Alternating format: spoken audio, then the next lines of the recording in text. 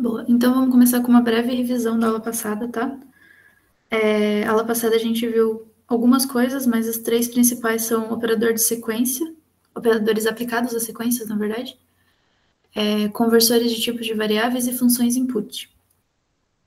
Aí, então, a gente viu concatenação, né?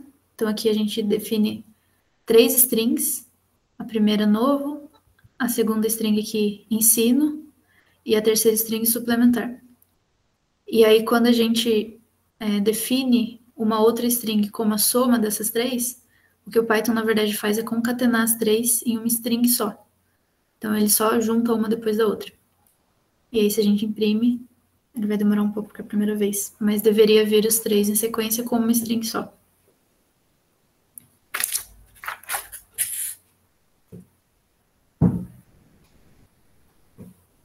Boa. E aí, uma coisa interessante, pessoal, tanto para concatenação de string, quanto de tupla, quanto de lista, enfim, qualquer sequência, o Python junta em uma sequência só do mesmo tipo. Então, se você concatenar duas listas, ele vai voltar uma lista para você. Se concatenar duas tuplas, ele volta uma tupla, tá? Então, ele sempre volta no mesmo tipo que você envia. Então, aqui ele voltou uma string.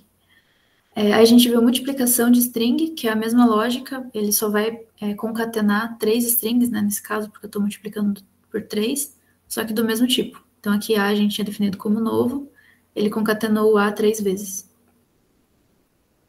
A gente aqui tem um outro exemplo, né? Então, aqui estou definindo uma variável que é a primeira palavra concatenada 3 vezes, em seguida a segunda 2 vezes e a última uma vez só, e aí fica então, novo, novo, novo, ensino, ensino e suplementar. Alguma dúvida sobre concatenação?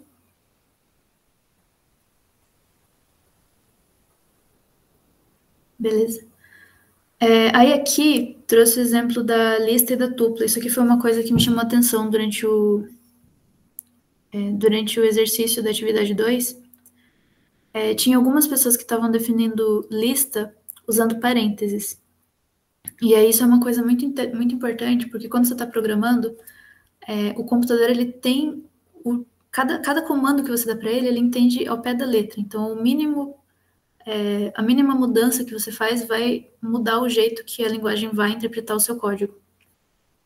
Então, o que eu quero dizer com isso? Se você tenta definir uma lista usando parênteses, na verdade o que você está fazendo é definindo uma tupla.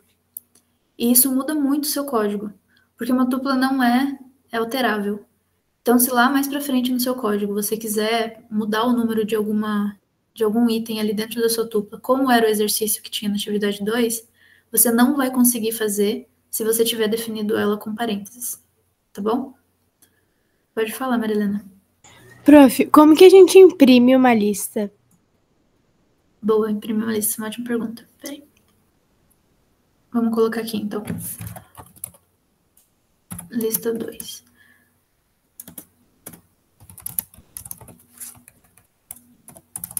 Boa, então aqui eu estou definindo a lista. Tem dois jeitos, tá? Você pode imprimir a lista completa, aí você vai chamar ela inteira pelo nome mesmo da variável. Ou você pode tentar imprimir uma entrada só dela, só quero imprimir um pedacinho dela ali. E aí a gente tem que chamar pelo índice.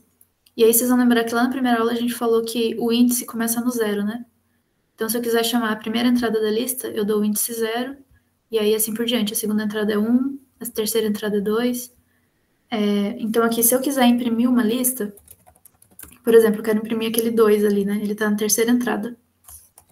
Então, eu vou falar lista. E para eu acessar aquele índice, eu tenho que dar qual é o índice entre os colchetes. Nesse caso, o 2... Opa, desculpa. O 2 está no terceiro lugar, só que a gente chama pelo índice 2, certo? Acho que ficou um pouco confuso, eu vou fazer com o nome. Ai, não coloquei aqui. Boa, então aqui, ó, nesse primeiro print eu estou imprimindo o objeto inteiro, então eu estou imprimindo toda a lista, ele me retorna a lista toda, e depois eu estou imprimindo só o que está ali na posição de índice 2 dele, e ele imprime só o que tem dentro. Inclusive aqui, ele está me imprimindo só o que tem dentro mesmo, ele nem está me dando uma lista só com o 2, ele está me dando só o número 2. Se eu pedir esse tipo aqui, ele vai me dar um int, tá? Então, vamos fazer com com nomes para ficar mais compreensível.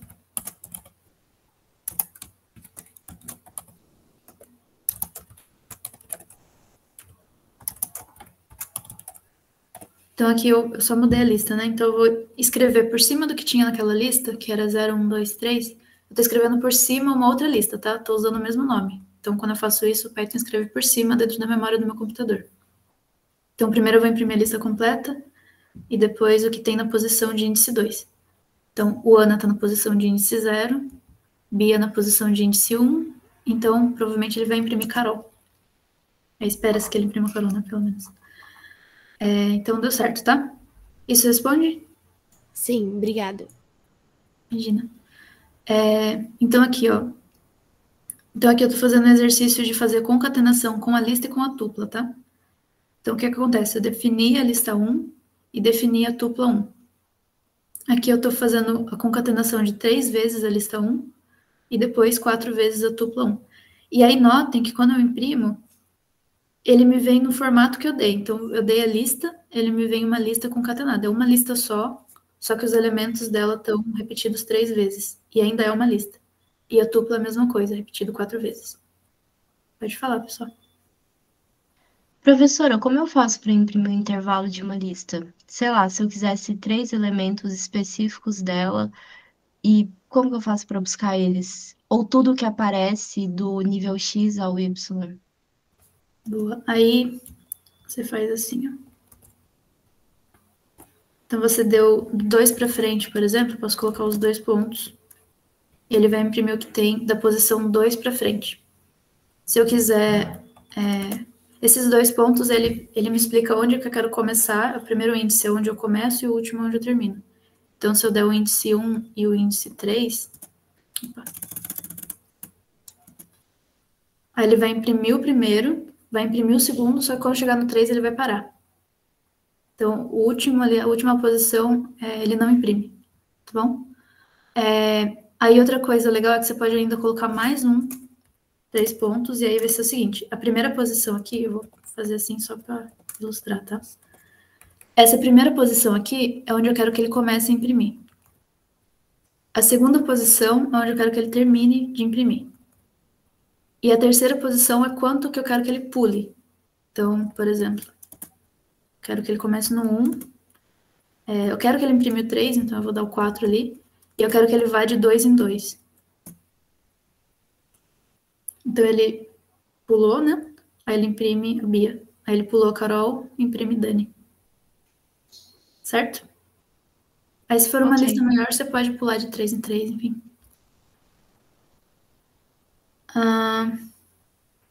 Beleza. Então, essa é a primeira parte da revisão. Aí a gente viu o conversor de tipo de variável. Deu uma travada. Aí, conversor de tipo de variável, então, um número aqui, nesse caso é int, e um caractere, né? Estou colocando entre aspas. Tudo que eu defino entre aspas, o computador sempre entende como string, mesmo que seja um número. Então, aqui eu vou printar o tipo que eles têm antes de alterar, e aí depois eu estou usando o nosso alterador aqui, float, para mudar o número para float e o caractere para float, e vou imprimir no final o tipo. Então, o número inicialmente era um int, né, que a gente definiu aqui, e o caractere era uma string, certo? Aí depois que eu transformar eles em flutuante, usando essa funçãozinha aqui, aí os dois vão mudar para float, certo?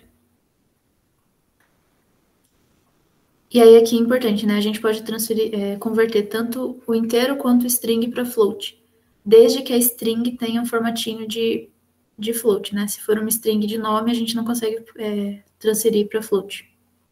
Então, o que você está mudando tem que caber no tipo de variável que você quer transformar ele. Aí tem um exemplo aqui de inteiro, então eu estou mudando float para inteiro. Aqui, né, 4.0 vai virar um 4. E o 3.8. Então, antes ele era float, e aí os dois vão mudar para int. Se eu pedir para agora ele imprimir o inteiro 2, o que o computador vai me retornar? Se eu fizer assim, ó.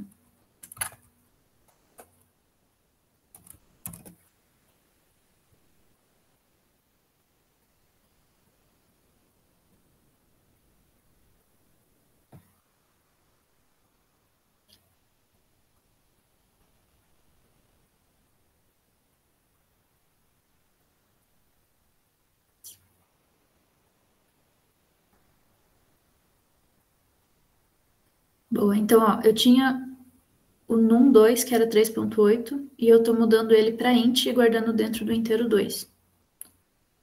Então, aqui, ele vai me retornar um inteiro, né? E é o 3. Por que ele não retorna 4, né? Já que 3.8 seria arredondado para 4. Porque quando você transfere um float para um inteiro, ele trunca o número. Ou seja, ele só corta depois da vírgula e joga fora e pega só a parte inteira. Certo?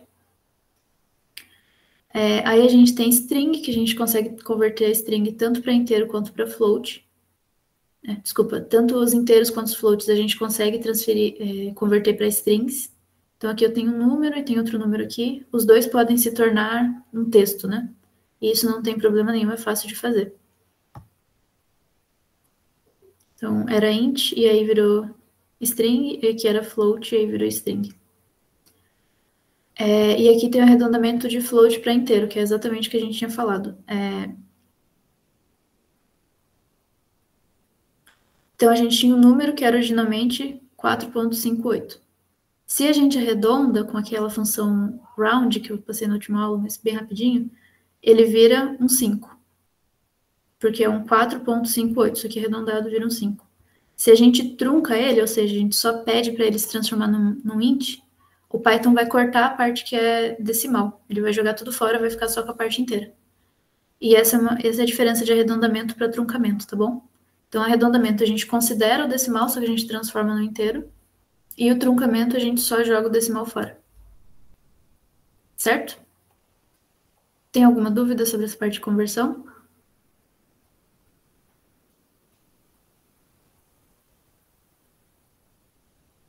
Beleza. Aí aqui eu coloquei um exercício que, como já está um pouquinho fora do tempo, eu não vou querer que a gente faça agora. Mas é uma coisa para vocês explorarem depois, tá bom? Se vocês quiserem. Fora da atividade mesmo, isso aqui não vai estar na atividade, mas são dois outros conversores. Então a gente tem o conversor que converte para tupla, que é esse aqui, e a gente tem o conversor que converte para lista. E aí depois, no collab de vocês podem testar o que você consegue converter para tupla e o que você consegue converter para lista. Então, por exemplo, a gente sabe que não dá para converter de string direto para inteiro, a gente tem que passar por float. Então a gente pega uma string, transforma em float e em seguida transforma em int. Como que funciona isso para lista e como que funciona para tupla? Isso é uma coisa que dá para vocês irem explorando, tá? Se eu quiser arredondar para 2 casas decimais. Assim, isso é uma... Essa função round aqui, o que ela faz, ela arredonda o seu número originalmente para 0 casas decimais. Se você quiser que ela tenha mais casas decimais, aí você tem que dar um argumento em seguida, que é a quantidade de casas que você quer. Então, eu só vou definir de novo esse flutuante novo, porque eu já mudei ele. Não mudei não. Então, aqui ele arredondou, mas ele arredondou para 2 casas, tá? Então, dentro da função round, você dá a variável que você quer que seja arredondada e a quantidade de casas. Certo? Beleza. E aí a gente também viu a função input, que ela recebe um dado do usuário. Então, essa função da primeira linha aqui, a gente vai dar a função, dentro dos parênteses, a gente vai dar a mensagem que a gente quer que apareça para o usuário, e a gente vai guardar esse input dentro de uma variável. Então, aqui eu estou guardando o input do nome, perguntando qual é o seu nome, e depois guardando o input da idade. E a gente viu que essa função input, ela sempre volta a resposta do usuário como string. Então, nesse caso aqui, eu estou perguntando a idade e espera-se que o usuário me responda um número. Então, eu tenho que converter ele para float de novo. Certo? Então, aqui, por exemplo, dá um nome e uma idade. E aí ele guarda o nome aqui dentro, a idade aqui dentro, e eu posso usar depois para printar. Certo? E a gente também viu um pouquinho de edição de string, né? Como que a gente faz para editar um float dentro do print, quantas casas decimais. Tá tudo lá dentro da aula. E aí tem esse exercício aqui, se alguém tiver alguma dúvida pode falar, senão a gente vai fazer esse exercício aqui, que é perguntar 3 valores numéricos ao usuário e armazenar os 3 numa lista, tá? E depois imprimir a lista. que tem bastante a ver com o exercício da atividade 2, tá bom? Aí, 5 minutinhos pra gente fazer esse exercício.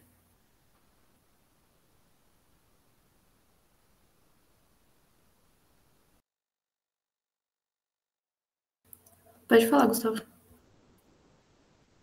Professora, como é que se guarda os valores colocados no input mesmo? Boa. A função input, vou fazer aqui embaixo, que fica menos confuso. Então, a função input, ela tem esse formato, né? Aqui, e aqui dentro você escreve uma mensagem. Essa mensagem vai aparecer para o usuário, e vai aparecer para o usuário também uma caixinha. Ó, uma caixinha. Nessa caixinha, o usuário pode digitar alguma coisa que ele queira ali. O que ele digitar vai voltar como retorno da função input. Então, o computador vai pegar aquilo. Para você poder ter acesso àquilo, você precisa guardar ele dentro de uma variável. Então, aqui eu posso colocar aqui atrás, por exemplo, mensagem é igual ao que o usuário digitar no input, certo? Então, ó, se eu não colocar, então eu posso digitar oi, por exemplo, e acabou. O Python vai me dizer que foi digitado oi, mas aquela memória ali já foi embora. Se eu coloco uma variável, eu posso guardar o que o usuário me digitar.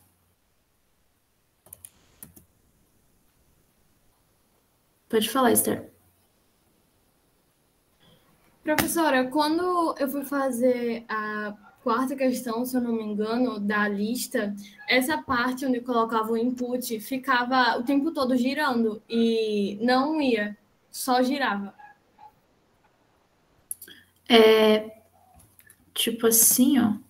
Ele só ficava aqui assim? Sim, até quando eu colocava, aí tem mensagem, aí tá pedindo para colocar a mensagem. Até quando eu colocava o valor que eu ia colocar, continuava girando. Boa, mas ele só vai parar de digitar quando você apertar o Enter. Então você tem que Ah, tá digitar certo. essa mensagem aqui, e aí você aperta o Enter. Se você não apertar o Enter, ele não para de rodar mesmo. Entendi, obrigada. Imagina. Pode falar, pessoal. Prof, eu ainda não entendi como armazenar, tipo, na lista. Na lista, né? Eu vou pedir para alguém que já tenha feito, se puder compartilhar a resolução e explicar como fez. Ô, João Marcos, manda seu código aqui no chat, daí eu colo ali. Pode ser? Boa.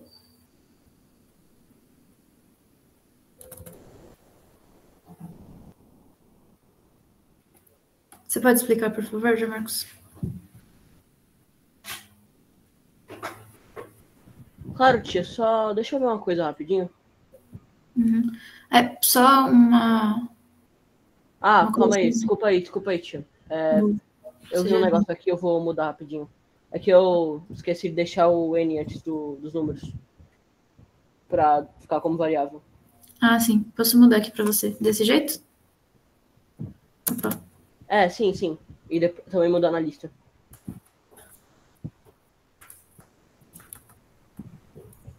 Boa. Quer explicar? Sim. De começo tá aí, né? Definir os números. Eu coloquei aí a variável, que é igual ao input, que eu deixei em float. Aí você pode deixar o número, cada um dos três, né? E depois, na parte de transformar em lista, eu coloquei a variável sendo igual ao comando list, que você tinha explicado agora, com os três números. E, por último, eu fiz o print da lista, para aparecer.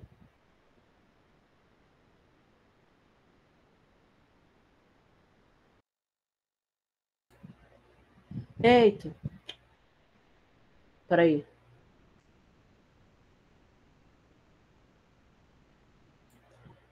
Tem que colocar o colchetes, né? Desculpa aí, tia. Alguém tem alguma observação? Faria alguma coisa diferente? Arrasou, João Marcos. Obrigado, tia.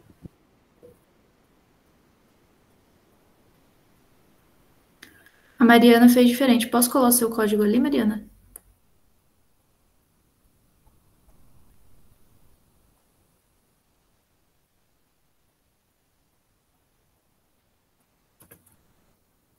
Pode.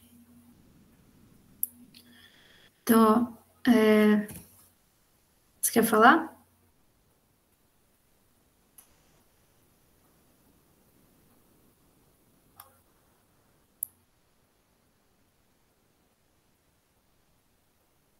Não sei se você tá com o microfone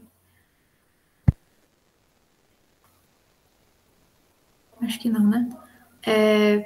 Uma coisa que eu achei legal aqui, a Mariana, o João Marcos, ele tinha usado o comando list, que é o comando que está ali naquele exercício. É uma das formas de definir a lista.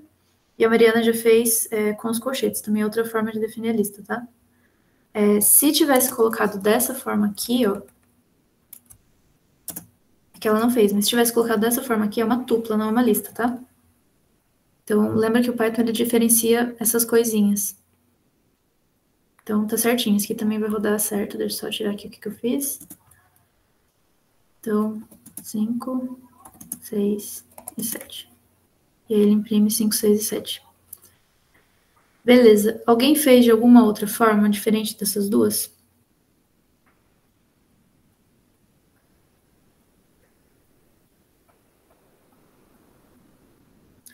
Alguém fez criando uma lista vazia primeiro?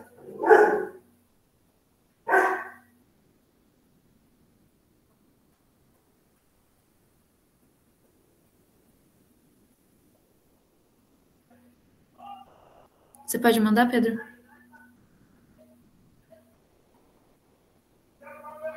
Seu código já ficou lá para cima no chat, desculpa.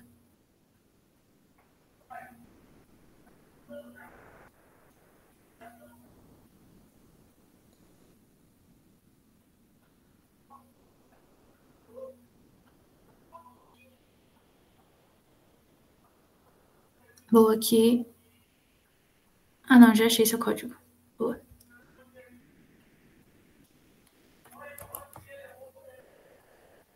Você mandou de novo, né?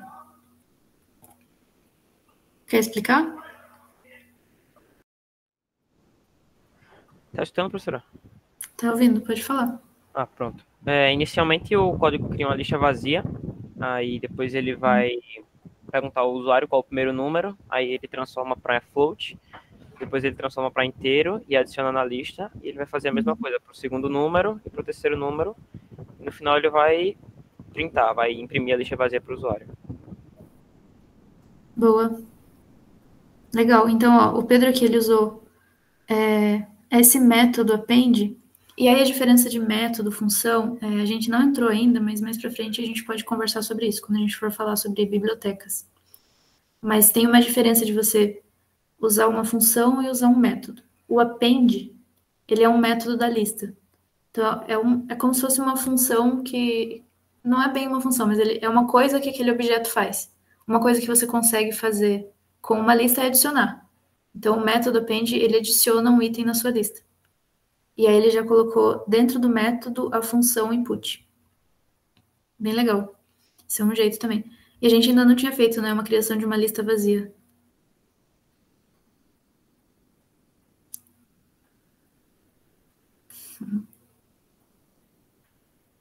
Legal, então vamos rodar aqui para ver como fica. Então ele criou a lista vazia, aí eu vou colocar os números. Boa. E aqui, ó, ele estava retornando antes o float, né? Como o Pedro colocou o int por fora do float, então ele pega aquele float e transforma no int. E aí quando imprime a lista, ele já vem como inteiro, tá? Beleza, alguém tem alguma dúvida sobre esse exercício? Ele é bem parecido com o que tinha lá na lista, tá bom? De atividades.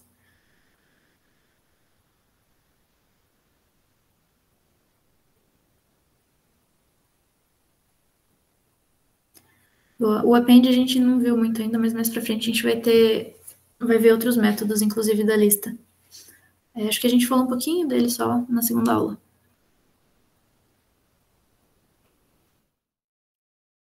Beleza, então vamos começar a aula 3, que eu acho que é a mais legal até hoje que a gente já teve, que é quando a gente começa a mexer com estruturas condicionais. Nessa aula, a gente vai ver o que são estruturas condicionais e vai ver uma estrutura condicional que é a mais usual, que é o if, certo? Então, o que vai ter nessa aula? A gente vai ter operadores e vai ter a estrutura do if e alguns exercícios. Vamos tentar fazer tudo isso nessa aula mesmo. Eu acho que dá tempo. Mas a gente pode voltar e fazer revisão na aula que vem também. Então, vamos lá.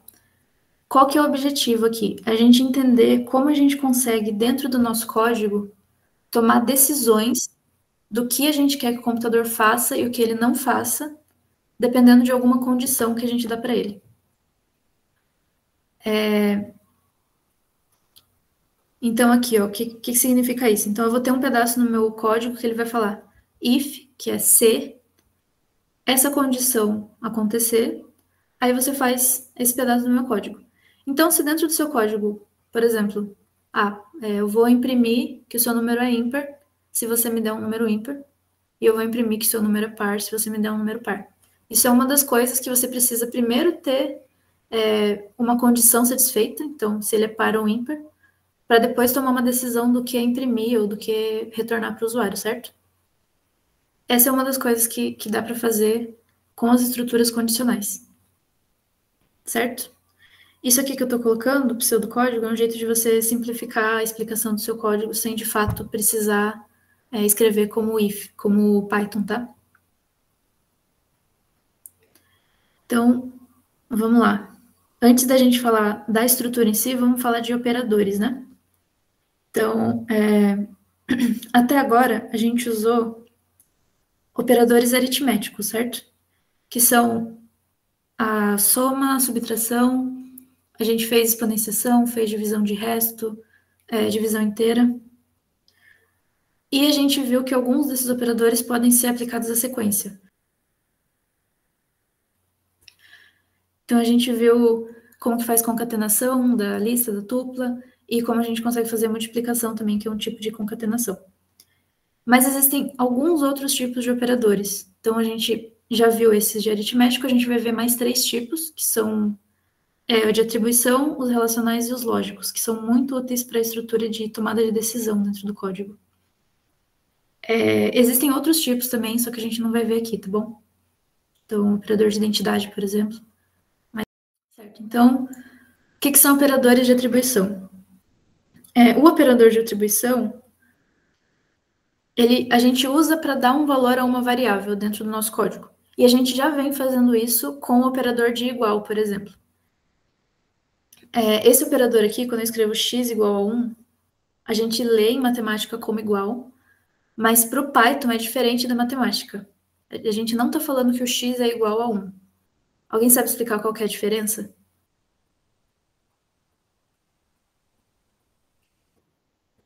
Pode falar, Pedro. Eu creio que quando se diz igual na matemática, seria uma comparação, no caso, que o x seria igual a 1. Só que aí ele está definindo o x como 1. Algo desse tipo. Boa, exatamente. A Ana Luísa também falou que o x armazena 1. É exatamente isso. Aqui a gente não está comparando o x com 1. A gente não tem um valor para o x que a gente está dizendo que é igual a 1. O x ele é um lugar na nossa memória onde a gente está guardando 1, certo? Então não tem nada de comparação. Exato, o que o Jefferson falou. A gente vai receber um valor naquele lugar. Exato. Na matemática a gente poderia inclusive substituir o x pelo 1, a Mariana está falando. Mas aqui a gente não pode. Porque o x só está guardando aquela informação para a gente. E esse é o tipo de atribuição mais simples que tem. Por isso que a gente chama, inclusive, ele de operador de atribuição simples, tá?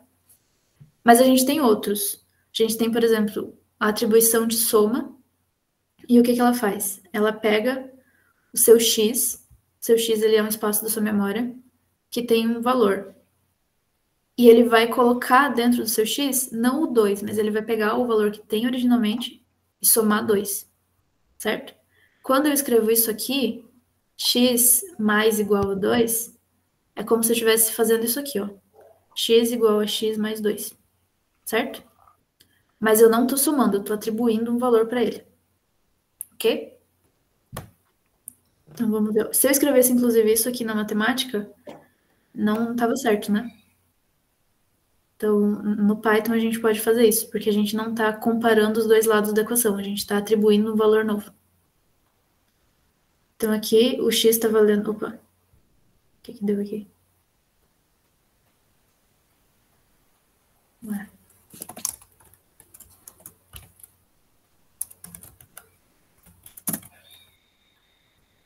Ah, lá em cima eu defini o x como NES, né? Então, ó, já tem uma informação dentro do meu x, e o x está guardando o NES que a gente fez lá em cima, não sei se vocês lembram. Ó.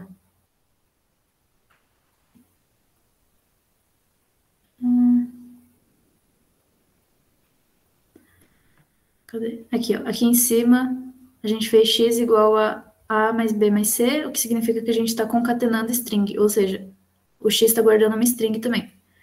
Esses operadores aqui esses operadores, eles só vão funcionar em número, né? Porque a gente só consegue somar número com número, não com string. Então, o que eu posso fazer aqui?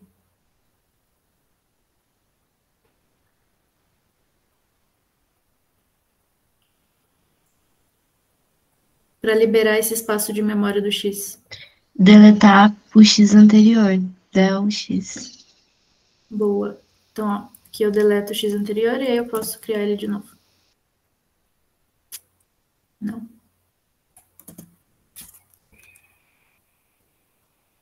Eu já tinha deletado?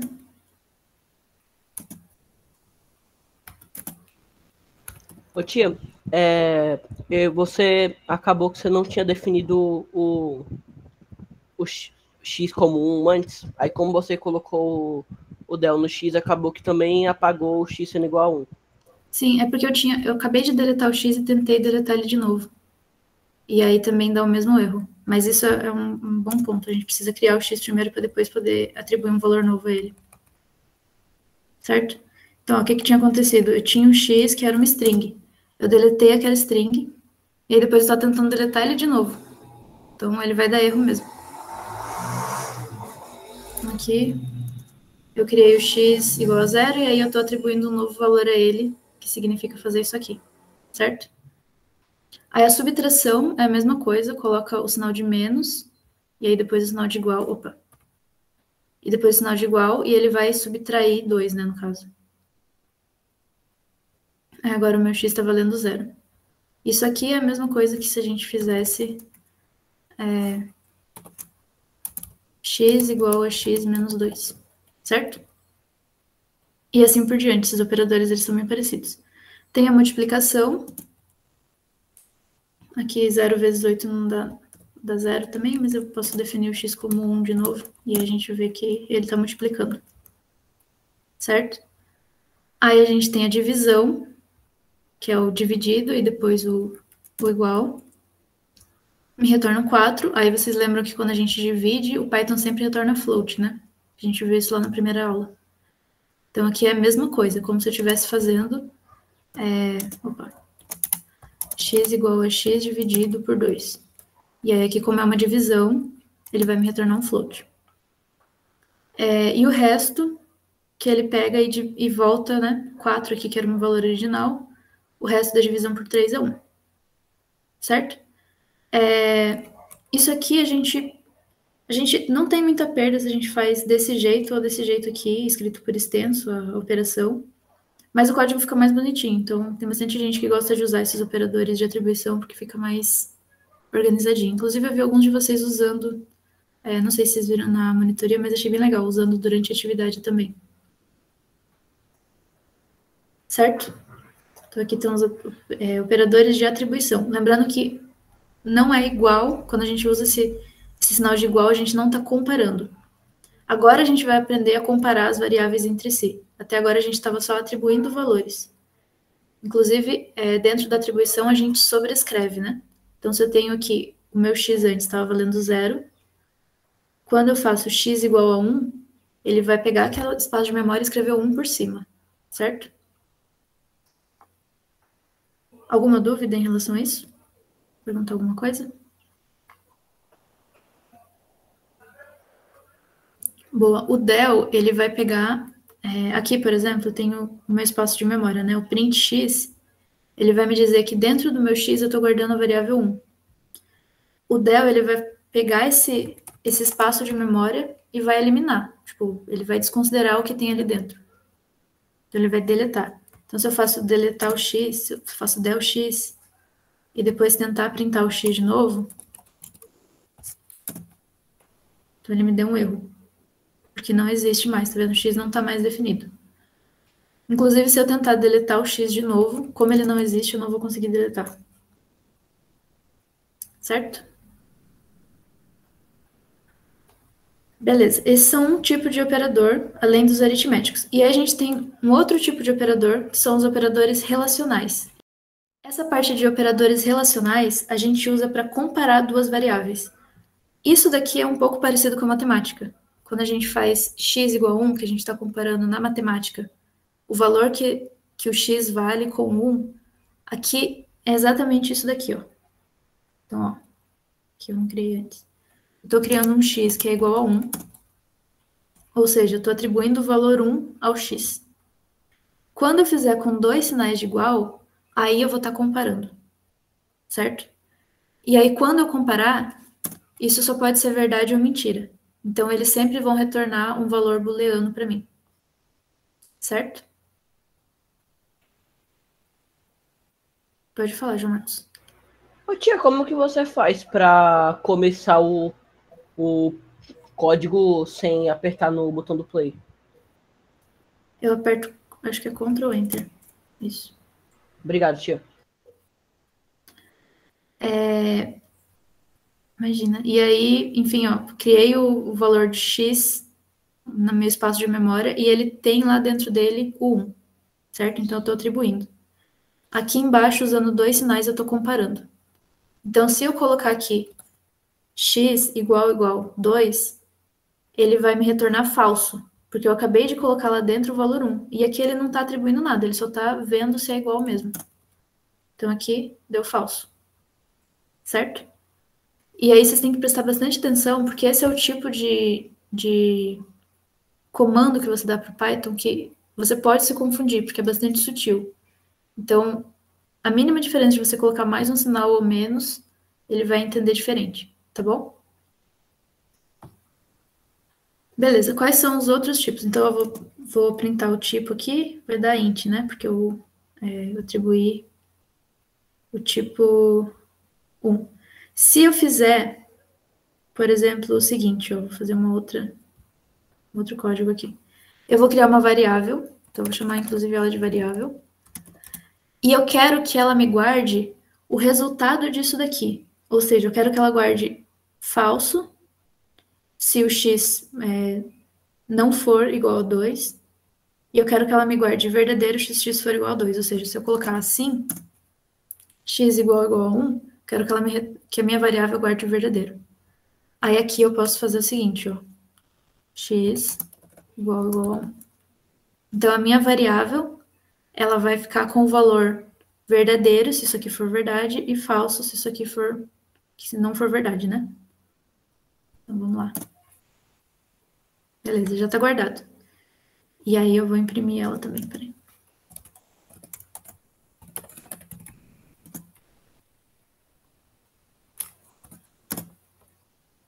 Então, dentro da variável, na verdade, ela guardou true.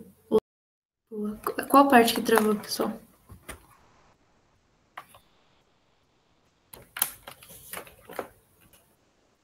Alguém me fala que parte que travou, por favor. Quando a senhora ia falar o tipo da variável. Ah, sim, obrigada. Então, o tipo da variável é uma variável booleana que a gente viu na primeira aula. E ela só guarda, essa variável, ela só guarda ou falso ou verdadeiro. Tá bom?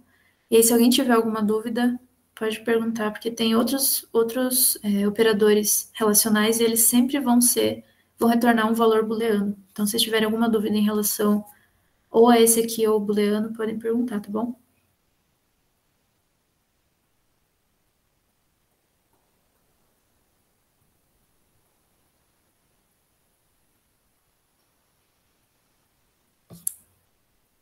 Beleza. Então, quais são os operadores relacionais, né? Aqui a gente viu um deles, de comparação, de igualdade. Então, aqui eu estou comparando se o x é igual a 1. Então, ele está me dando verdadeiro. Aqui, nossa, eu já deixei todos rodados.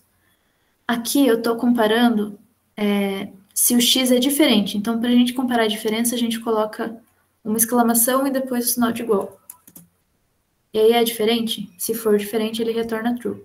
Se não for diferente, ou seja, se for igual, nesse caso como x vale 1, né?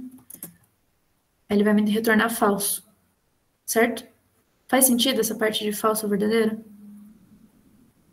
Sim? Beleza.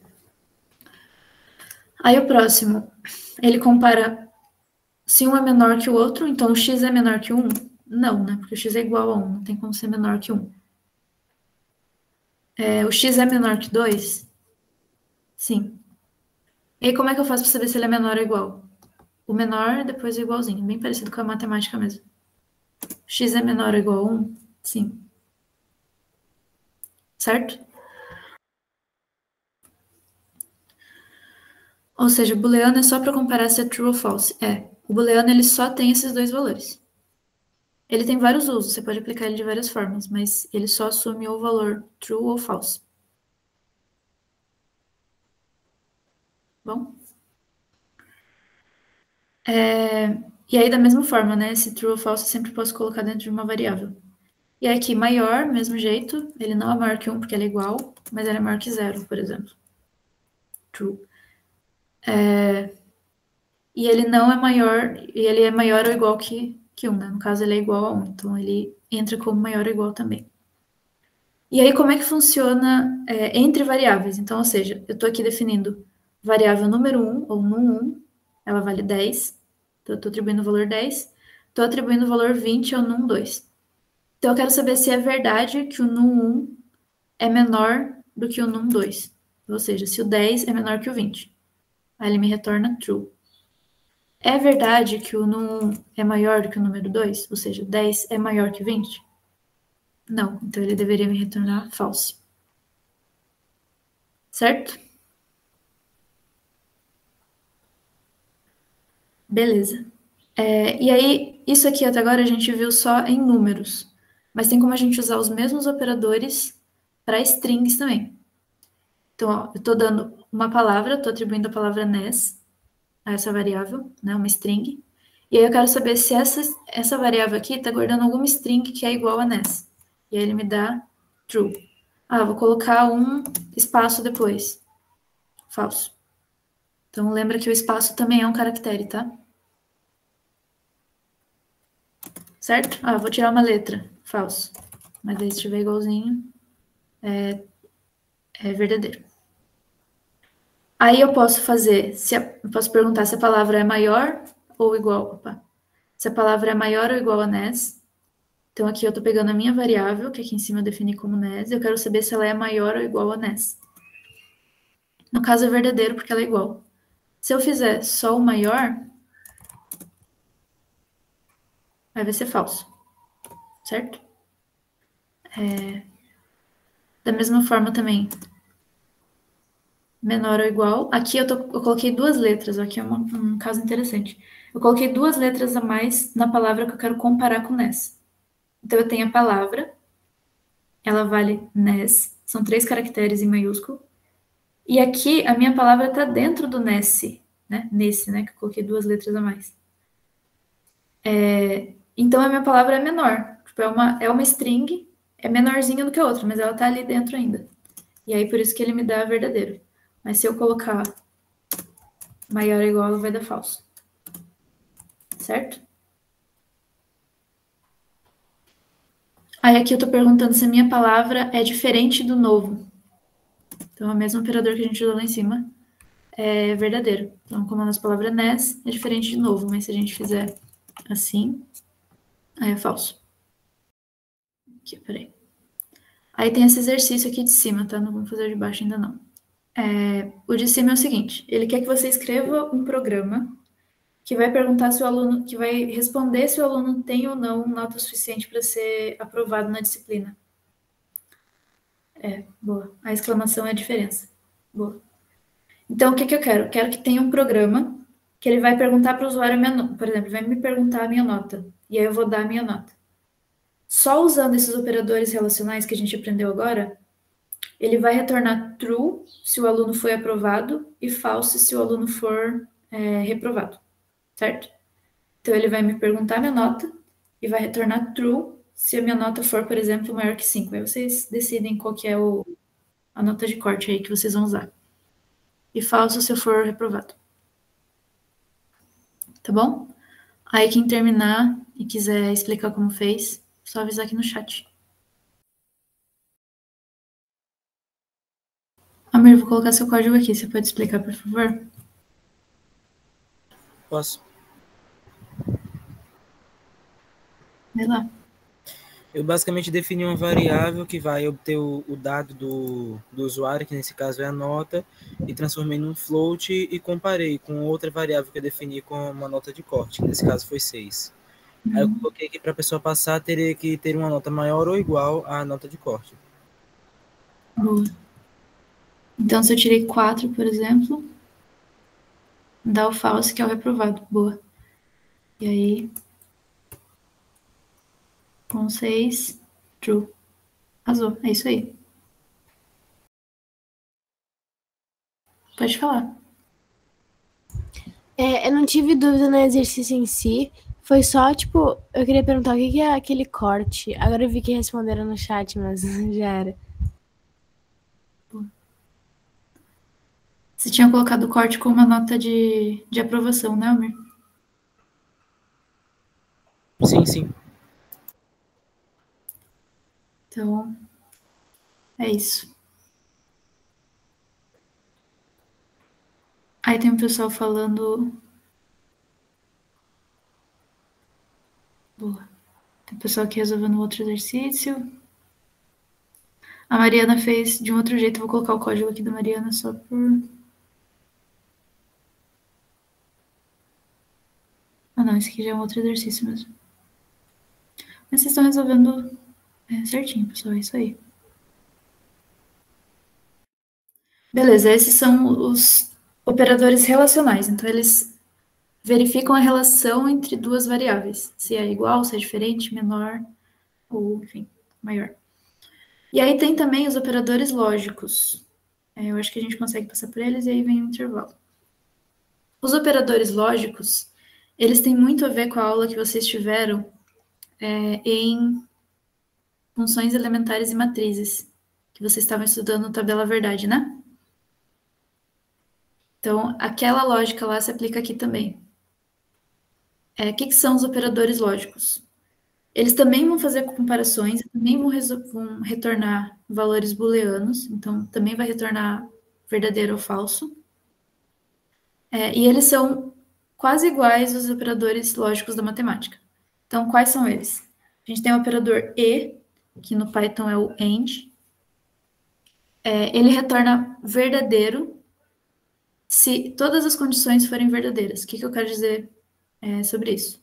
O que eu quero dizer com isso? Eu tenho duas afirmações, certo? Se eu faço a afirmação A, aí coloco o operador e depois a afirmação B, se as duas forem verdadeiras, então esse operador vai me retornar verdadeiro. Se alguma delas for falsa, aí o operador vai me retornar falso. Qual que é um exemplo do dia a dia disso? Então, por exemplo, eu sou maior de idade, então eu tenho mais que 18 anos, e eu moro em São Paulo. Se eu colocar isso como uma expressão lógica para verificar com o operador e, se as duas forem verdadeiras, ele vai me retornar verdadeiro. Se eu colocasse eu tenho menos de 18 anos e eu moro em São Paulo, a primeira afirmação é falsa. Então, basta que uma seja falsa para ele me retornar falso, certo? E aí tem a tabela verdade que vocês devem ter visto lá na aula de funções elementares e matrizes. Como é que lê essa tabela? Para quem, enfim, tem alguma dúvida, eu vou explicar aqui, depois vocês perguntam, tá? Essa primeira linha aqui, são expressões lógicas. Então, a P, digamos que é a frase eu moro em São Paulo, ou alguma outra expressão lógica. O que é uma outra coisa muito parecida com a P, que é uma outra expressão lógica. Eu sou maior de idade, por exemplo. Então, eu tenho duas expressões, a P e a Q. E eu vou colocar entre elas um operador E, certo?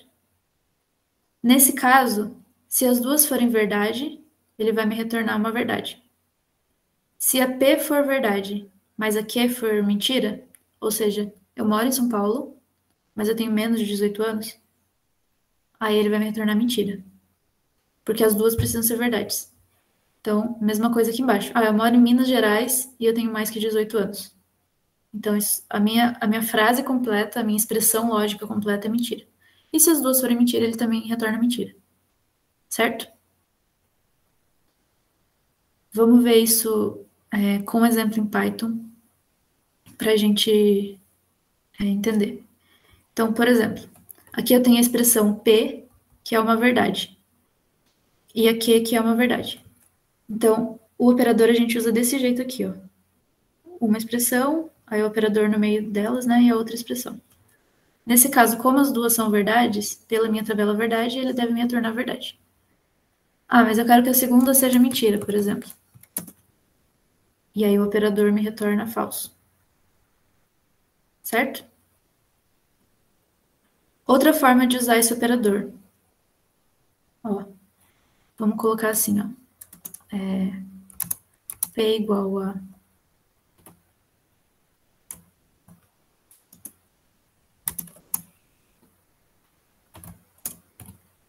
Certo? Então, aqui, ó.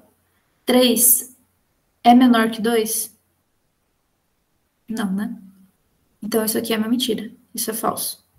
O P vai armazenar o falso para mim. E o Q, ele vai armazenar o resultado disso aqui, né? O 3 é maior que 1, então isso é verdade. O Q vai armazenar true. Quando eu perguntar para ele P, I, que é o end, né? Q, ele vai ter uma expressão que é mentira, que é o P, e uma expressão que é verdade. Então, uma expressão que é falso e uma expressão que é verdadeira. E aí, quando ele imprimir, ele vai me imprimir falso. Porque basta que uma seja falsa para ele me retornar um valor falso. Alguém tem alguma dúvida em relação a isso? Que eu sei que pode ser um pouco confuso.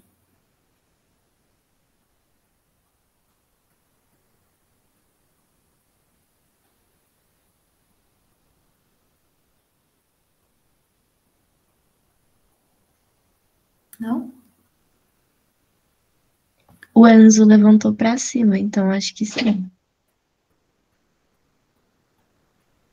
Alguém quer perguntar, gente? Beleza?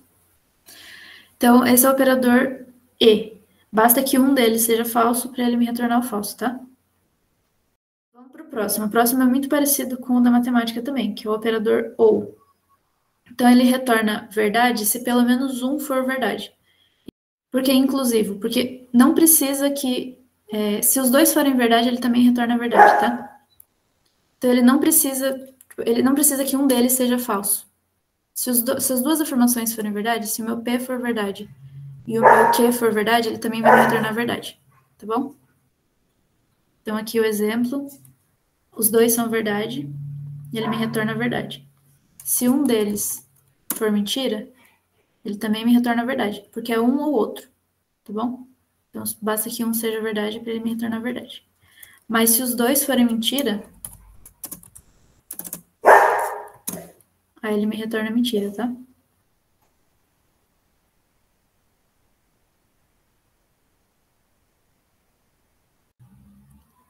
Alguma dúvida?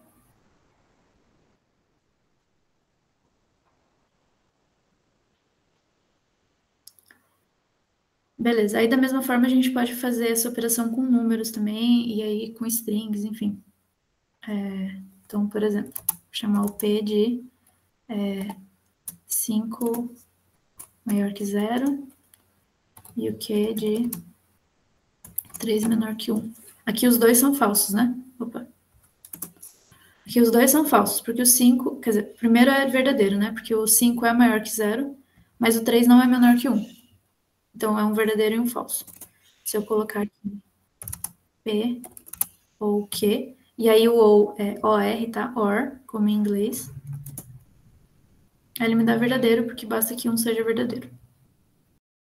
Not é o próxima operação que a gente vai ver, o próximo operador lógico que a gente vai ver. O not, o que ele faz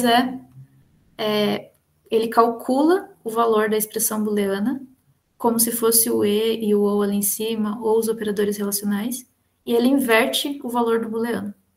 Então, ele primeiro vai calcular com tudo que vocês já aprenderam até aqui, e depois ele vai inverter, certo? Então, ou seja, você tem uma expressão que vale verdadeiro, o não P ou not P, né? Ou a negação de P, pode chamar dessas três formas, vale falso. E se for falso, vale verdadeiro. Então, aqui eu tenho um P, o não P vale falso. Certo? Então, aqui, ó, o meu P é verdadeiro, o não P é falso. Ou seja, 3 é menor que 1. 3 é menor que 1 é mentira, é um falso. Mas o não P é verdadeiro. Certo? Aí agora vamos para o exemplo aqui que o Arthur pediu.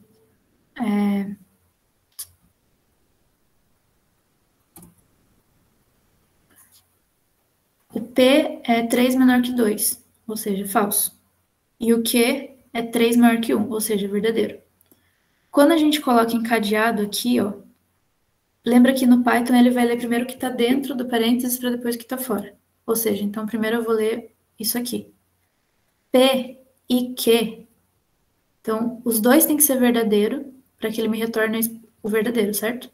Então, como o P é falso, aqui ele vai me retornar falso. Que basta que um seja falso. Então, aqui dentro tem um valor falso. Quando eu faço a negação do valor falso, ele deve me dar um valor verdadeiro. Tá bom?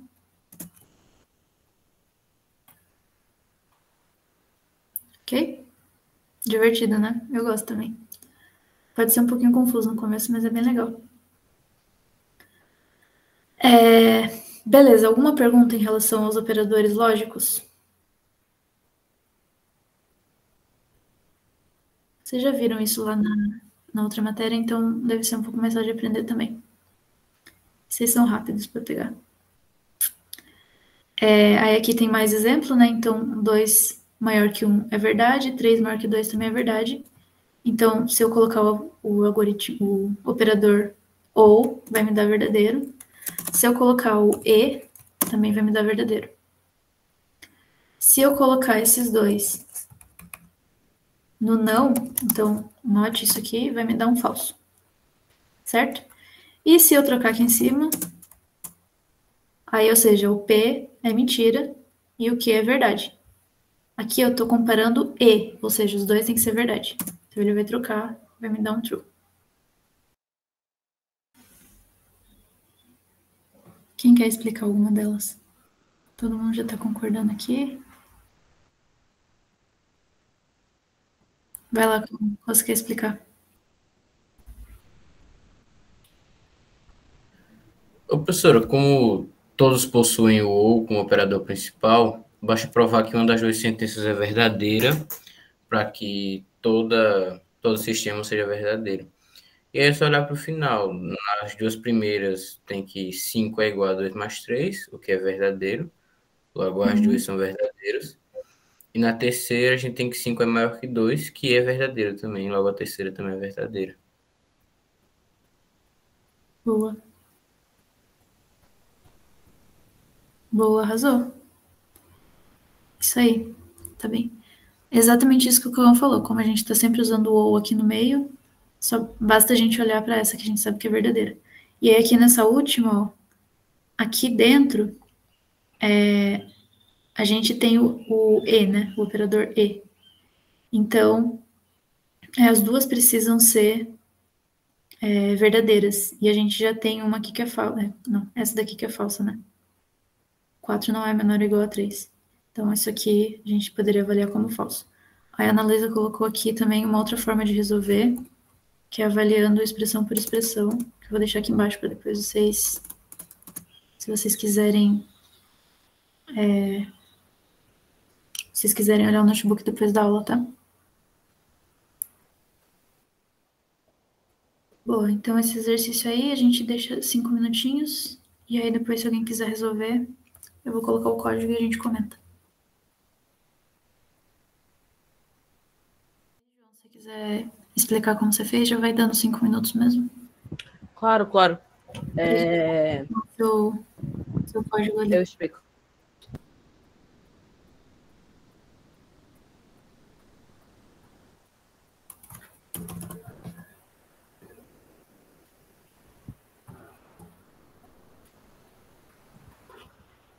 Enfim, posso começar?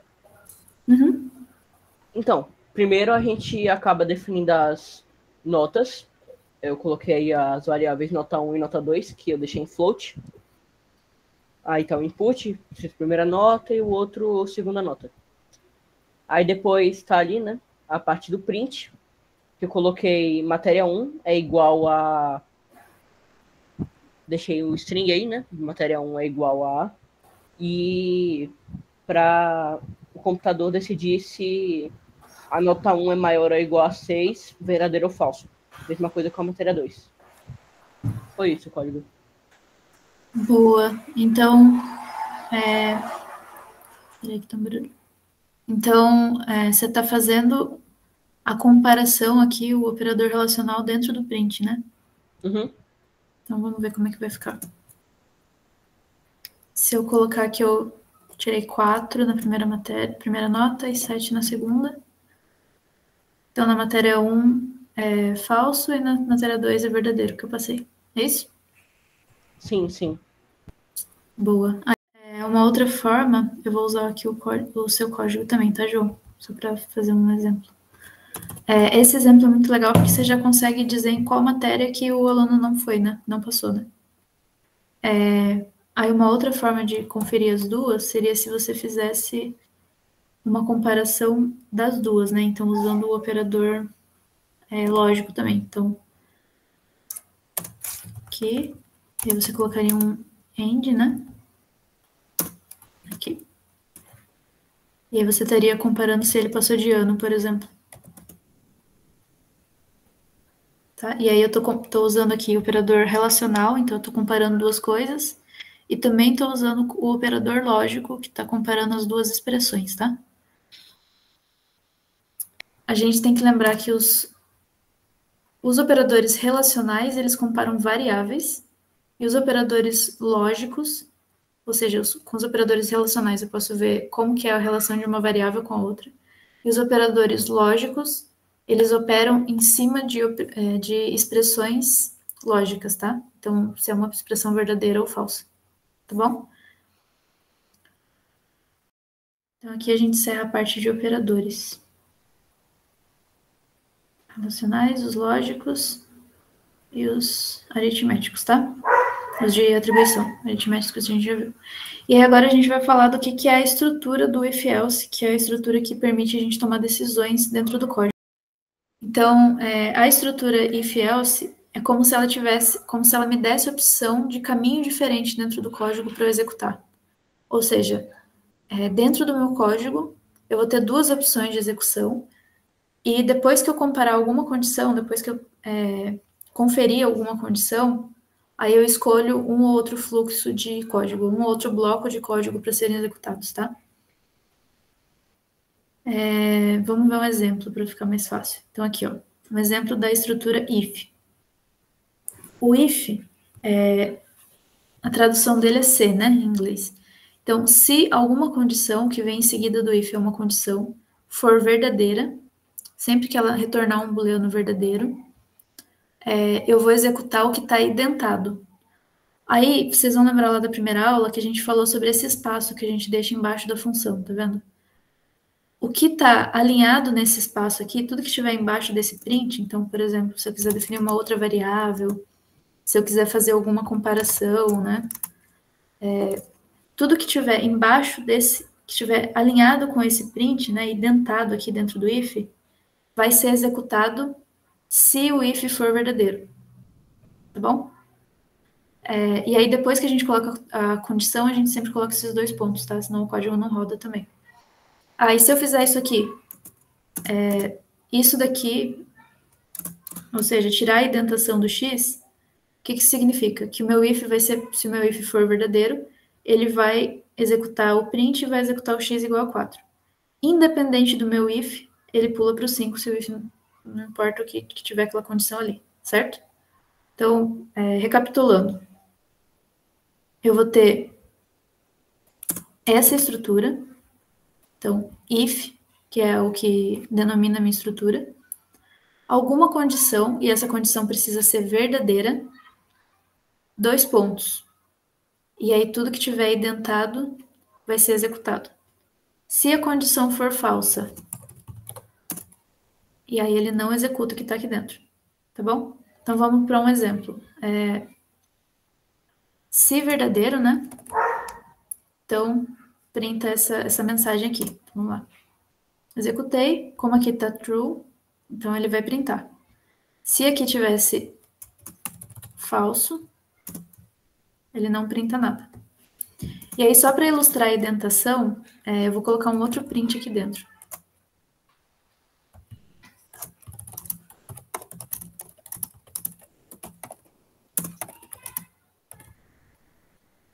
Então, ó, tá falso.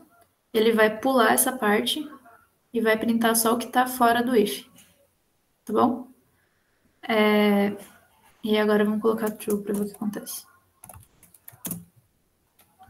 Então, ó, o que acontece? O código está sendo lido.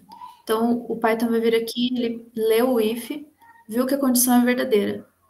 Então, ele vai executar o que está aqui dentro. Terminou de executar, ele pula para o que não está identado. E aí, em seguida, ele imprime isso aqui. Tá bom? Alguém quer perguntar alguma coisa?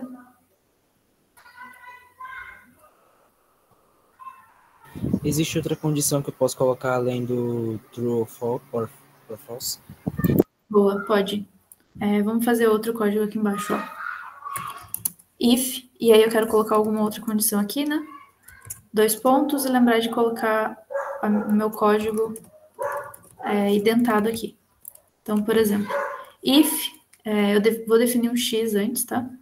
Então, x igual a 1. Se o x for menor do que o 4. Então, o que ele vai fazer? Eu não preciso nem do parênteses, tá? Estou colocando para ficar mais fácil de entender. Se o x for menor que o 4, aí ele vai rodar meu código. Então, eu vou colocar aqui. Peraí. X.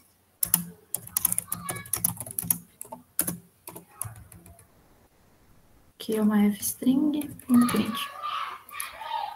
Então, aqui, o que está acontecendo? Eu defini o x igual a 1. Então, ele vai conferir. Se o x for menor do que 4, 2 pontos, ele vai executar tudo que está identado aqui. Ou seja, ele vai printar que o x é menor que 4. No caso, ele vai printar 1, né? Porque o meu x vale 1. Então, vamos lá. 1 é menor que 4. Certo? Ah, mas e se o x for menor do que o 0, por exemplo? Aí ele não printa nada, porque tudo que está aqui dentro só é executado se a condição for satisfeita. Certo?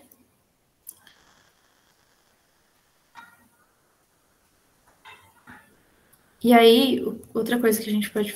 Enfim, já viu a indentação, né? Então, tudo que tiver fora dessa indentação, isso é muito importante, tudo que não tiver com espaço antes, vai ser interpretado como fora do if. E o que acontece se eu deixar mais um espaço aqui? Então, por exemplo, print oi. Aí ele dá erro. Por que ele dá erro?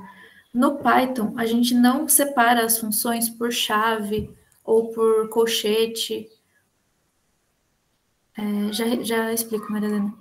A gente não separa as funções por abertura e fechamento de colchete e chave. Ele consegue ler o que faz parte de uma função ou de outra pela indentação. Por isso que a indentação é tão importante dentro do Python. Então, se ele tiver com o mesmo espaço que está aqui, nesse print de cima, que são 2 espaços nesse caso, o Python vai entender que ele pertence ao if. Então, ele está dentro ali da minha estrutura do if. Se ele tiver com menos espaço, ou seja, se ele tiver na mesma distância ali do ladinho do seu campo de digitação do que o if, ele vai entender que está na mesma hierarquia, ou seja, ele não depende do if para ser executado. Se eu dou mais espaço do que o que está dentro da minha função if, ele entende que, na verdade, esse print está dentro de uma outra função, mas eu não dei a função. Então, ele vai dar uma indentação não esperada, né? Que é o erro que ele dá aqui. Então, ou seja, esse print ele não deveria estar indentado desse jeito, tá bom? Então, se eu rodar assim, aí ele só roda o oi, porque o oi não depende mais do if. Ele não está indentado dentro do if. Tá bom? If significa se. Beleza, vou explicar de novo. Esse F aqui, Isaías, é um F de F-string, é um jeito de imprimir que a gente pode colocar a variável dentro da frase que eu quero. Então, dentro da frase que eu quero imprimir, né? Então, eu coloco o F no começo e aí eu posso colocar a variável desse jeito que ele imprime a variável também. Bom, isso aqui é aula 2, tá? Eu acho. Aula 1, talvez. Então, ó, vamos explicar aqui de novo. A gente tem uma estrutura que é a estrutura C. Essa estrutura, ela vai ajudar a gente a separar um bloco de código dentro do nosso código que só vai ser executado se uma condição for satisfeita. Então, a gente tem esse nome aqui, que é o if, que significa se, que é o nome da estrutura, né? Estrutura if. Isso daqui, o x menor que 0, é a minha condição. E esses 2 pontos explicam que começa ali o código que eu quero que seja executado. Então, ou seja, se o x for menor que 0, eu vou executar o que está aqui embaixo. Tá bom? Então, nesse caso, eu vou colocar o 2 aqui só para rodar. Porque daí o x é menor que 2. Então, ele vai executar. Tudo que tiver indentado embaixo do if vai ser executado se o x for menor que 2. Aqui tá 4, né? Então, aqui ele imprime que o 1 é menor que 2, que é o que está dentro do if. Certo?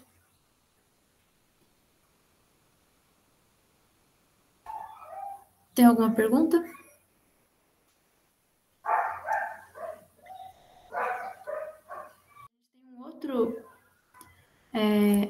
Tem uma outra estrutura que se chama, que complementa o if, que é o else. O else, você pode traduzir ele como se não, tá bom? Como é que funciona? Eu vou ter o if, aí eu vou ter uma condição, que é se true ou false, ou alguma comparação entre variáveis, por exemplo. 2 pontos e o que eu quero que ele execute se for verdadeiro, né? Isso é exatamente o que a gente está fazendo aqui. Se isso aqui acontecer, então você executa essa parte do meu código. O else é o se não. Aí eu falo, se não, aí você faz essa outra coisa. Então, se isso for satisfeito, você executa isso. Se não, você executa isso. Tá bom? Ou seja, se a minha condição for verdadeira, executa o código se verdadeiro. Se não, ou seja, se for falso, aí ele executa essa outra parte. Tá bom? Vamos ver isso com o código mesmo. Então, ó, vamos fazer junto, porque para vocês acompanharem passo a passo. Então, aqui vamos fazer uma comparação entre os números, tá? Entre 2 números. Então, ó, eu vou... por exemplo, eu vou criar um número igual a 3. Certo? Isso aqui é uma declaração de variável que a gente já vinha fazendo. Se o meu número for menor que 4, 2 pontos, e quando você dá o Enter, ele já fica indentado, tá vendo? Então, você só precisa continuar digitando. Então, eu vou querer que ele printe uma mensagem.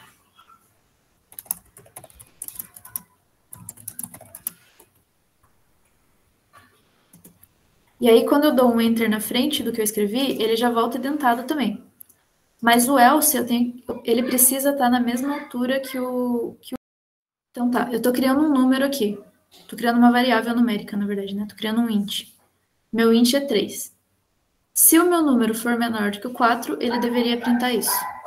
Se o meu número for maior do que o 4, ou seja, se ele não for menor do que o 4, ele deveria printar esse outro. Na verdade, isso aqui devia estar assim, né?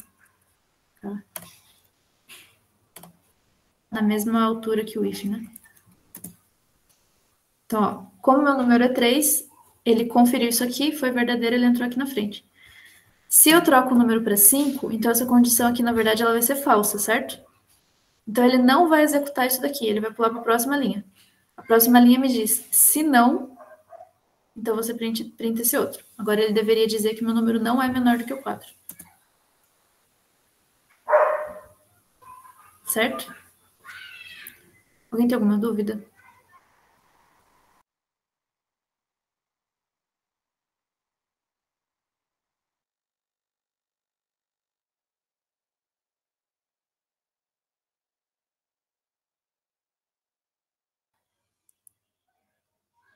Certo?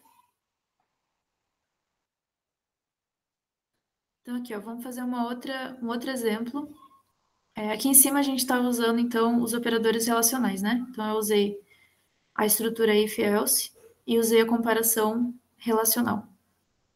Aqui embaixo eu já vou fazer a estrutura if-else, só que usando os operadores lógicos, tá bom? Então, aqui, ó, eu quero verificar se eu posso comprar um cartão, fazer uma compra com um cartão e ser menor de idade, né?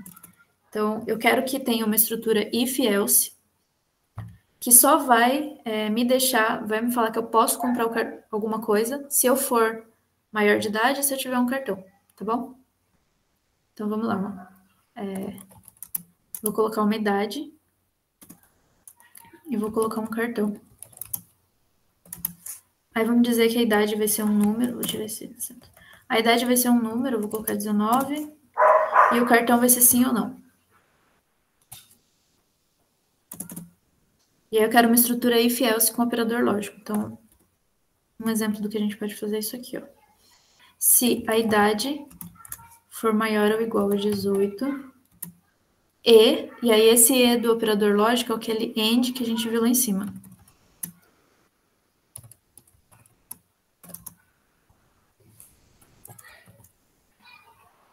Então, 2 pontos. Então, aqui, ó. Se a idade for maior que 18 e eu tiver um cartão, ou seja, o cartão for igual assim, aí eu vou executar essa parte do código.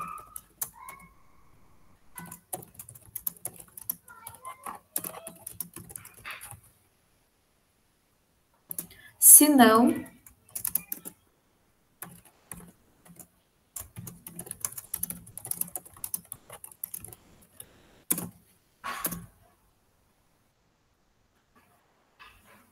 pode falar, Cauã.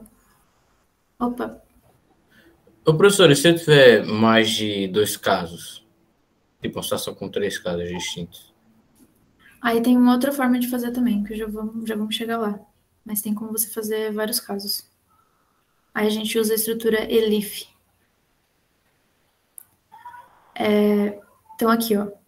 Se eu tiver mais de 18 anos e eu tiver um cartão, então eu posso fazer compras. Se não, você não pode fazer compras, tá bom? Então, aqui eu defini a idade como 19 e defini que eu tenho um cartão. Então, ele me printa que eu posso fazer compras. Ah, e se eu falar que eu tenho 16 anos? Então, ele não pode fazer compras, porque eu estou usando o E. E para o E ser verdadeiro, os dois precisam ser verdadeiros, que a gente viu agora há pouco. Se eu usar o OU aqui, ou OR, aí você pode, porque ele só precisa que um dos dois sejam verdadeiros. No caso, eu tenho um cartão, então eu posso. Certo? Esse é o exemplo da estrutura if-else com operadores lógicos. Pode falar. Por que que ali depois do cartão, tipo, tem 2 sinais, tipo, de igual ali? Boa. Isso aqui, inclusive, eu tinha errado. A primeira vez que eu escrevi, eu coloquei assim. É uma comparação, né? Quando você faz dessa forma aqui, você está, na verdade, dando um valor para sua variável. Você está atribuindo S à variável. Quando a gente quer comparar, a gente vai usar operadores relacionais, a gente tem que usar 2 sinais de igual. Porque esse igual aqui não é igual ao da matemática. Esse daqui é. Certo? Então, ó, se eu rodar dessa forma aqui, ele inclusive vai dar erro. Ele fala que essa sintaxe não está válida, né? Eu não posso atribuir um valor ao cartão dentro do if, eu tenho que atribuir fora. Então, quando eu coloco aqui, eu estou atribuindo. O cartão vai valer S. Aqui eu estou comparando. Ele está conferindo se o cartão é S. Certo? E se eu colocar aqui dentro alguma outra coisa que não seja um S, por exemplo, sim, por mais que a resposta seja verdadeira, o sim não é igual ao S, né? Então, na verdade, essa expressão aqui vai dar falso, né?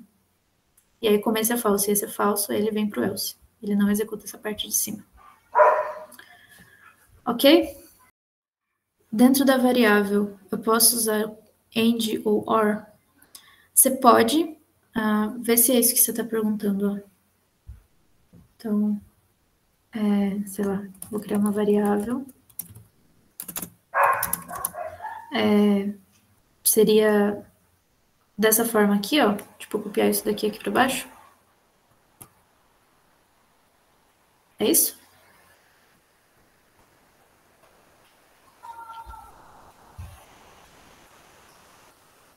Se eu fizer desse jeito, o que o Python vai entender é, ele vai executar essa parte aqui, ou seja, ele vai comparar esses dois, aqui vai dar um falso. Ele vai comparar esses dois, também vai dar um falso. Aí ele vai juntar falso com falso, vai dar falso. E aí, a minha variável 1, na verdade, vai ser uma variável booleana, tá bom? E aí ela vai valer falso. Então aqui...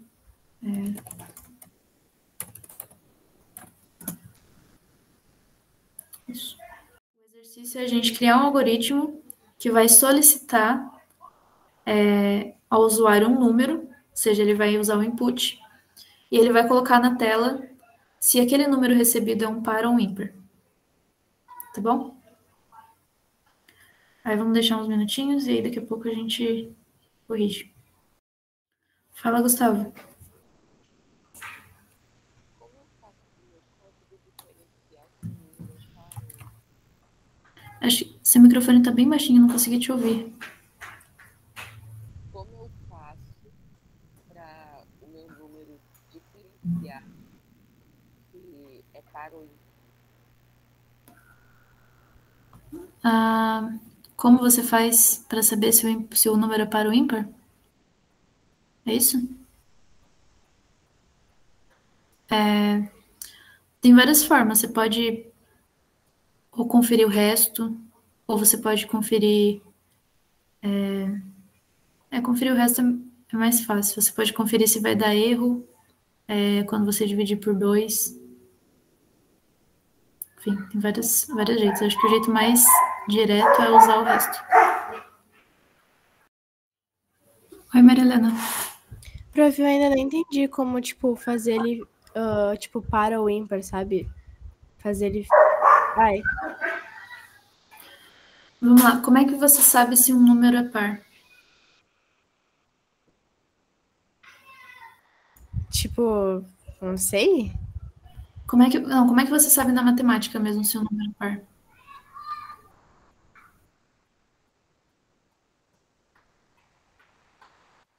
Pode falar, pessoal.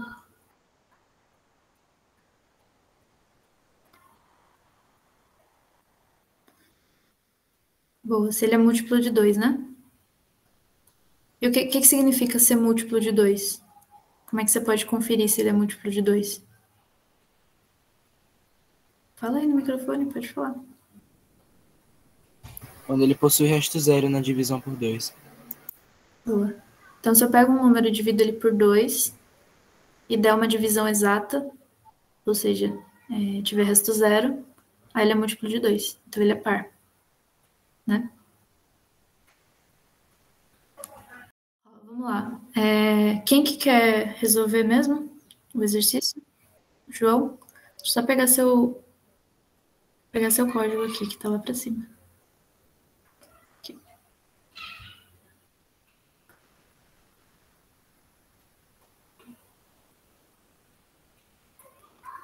Boa. Vai lá, João. Vou colocar aqui o seu. Na esquina. Aqui.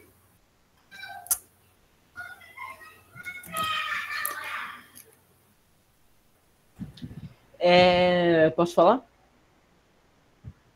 Então, de começo eu defini o número com input de um float para poder ser um número com vírgula também no input ali, e depois eu fiz as condições que se o resto do número dividido por 2 for 0, então o número é par, e se não, o número é ímpar. Boa. E funcionou? Sim, sim. Boa, número é par. De novo, com 5 agora. Boa. É isso aí. Então, ó, o que a gente está usando aqui?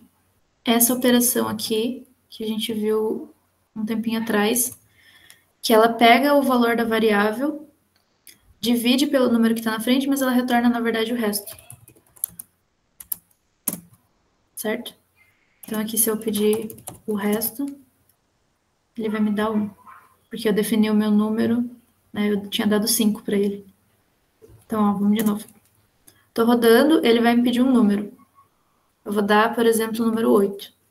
Aí, o que o código vai fazer? Ele vai pegar esse 8, vai transformar em float e vai guardar dentro de num. Opa.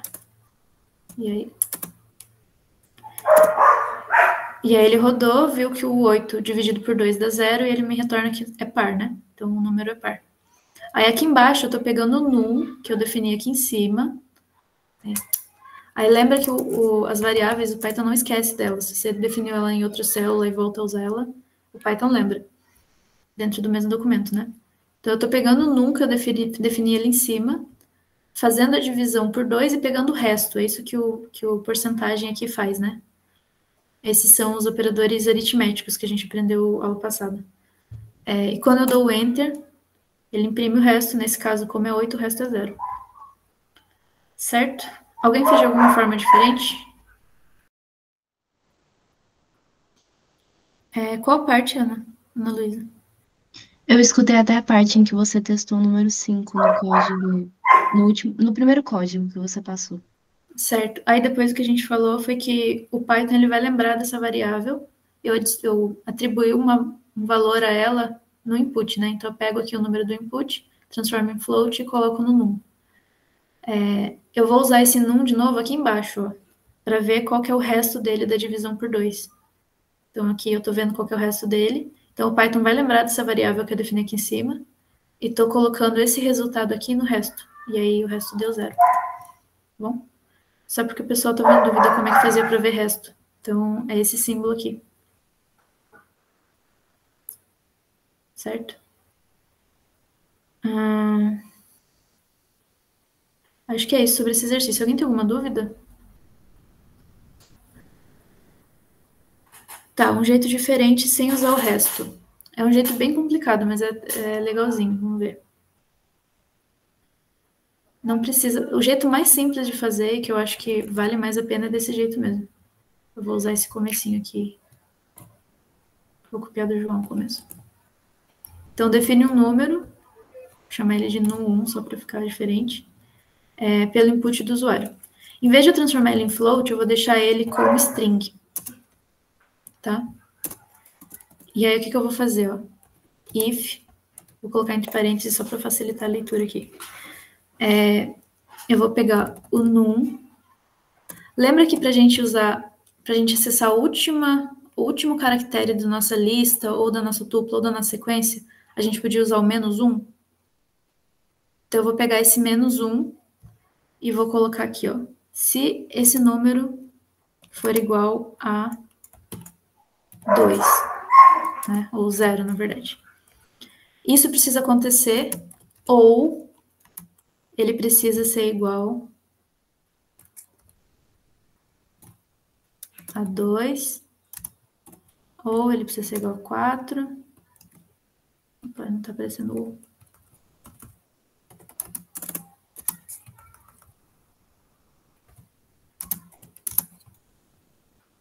Ou 6, ou 8. Certo? Então, como que funciona essa condição aqui? Isso daqui vai me receber uma string, certo? Então, eu vou digitar ali 26.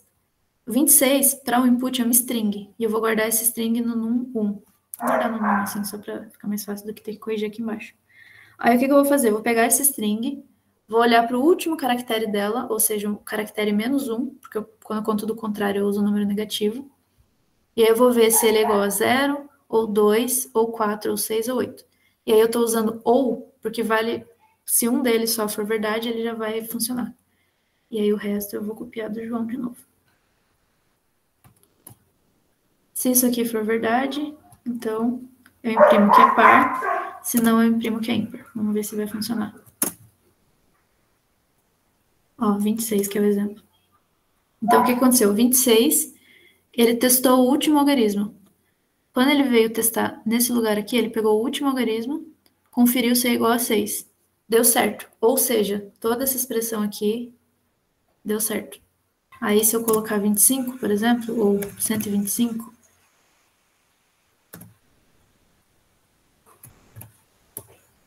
aí é ímpar. Ele pegou o último algarismo, não caiu em nenhum desses casos, ou seja, ele veio para o caso se não. Certo? Legal, né? A gente vai para o caso que acho que foi o Jefferson que perguntou, né? O que acontece se você tem 3 condições? Ou o Cauã, não me lembro. O que acontece se a gente tem... Foi o Cauã. 3 condições. Múltiplas condições, na verdade. O if-else, a gente pode fazer de 2 jeitos. Ou a gente pega aqui dentro do else e coloca um outro if, só que daí ia ficar feio. Ia ficar... se isso acontecer, faz tal coisa. Se não, aí você confere uma outra condição, se isso acontecer, enfim. E aí criou-se o elif, que é, na verdade, metade else, metade if, né? O nome dele já é sugestivo. E aí, nesse caso, o código pode ter mais de 2 alternativas de execução. Ou seja, estou definindo aqui essa variável valor igual a 5. Então, o valor está armazenando o valor 5, né? Se valor for igual a 5, aí aqui eu estou usando 2 iguais, porque eu estou comparando. Se o valor for igual a 5, aí ele vai fazer isso aqui, ó, printar que o valor é igual a 5. O elif, ele permite que a gente dê uma outra condição para o else. Até agora o que a gente estava fazendo é caso positivo, então a gente dava uma condição. O outro caso, que é se a condição for falsa, a gente não faz nenhuma outra conferência, só se a condição for falsa. Sendo falsa, eu já vou executar o else. No elif, a gente dá uma outra condição, ou seja, se isso aqui for falso e isso aqui for verdadeiro, aí eu printo o que está aqui dentro. Mas se tudo que veio antes for falso, e aí é else, aí eu printo isso aqui. Certo? Então, o que vai acontecer aqui no fluxo do nosso código? Eu vou dar um valor pro... Deixa eu pegar esse valor com input, que é melhor.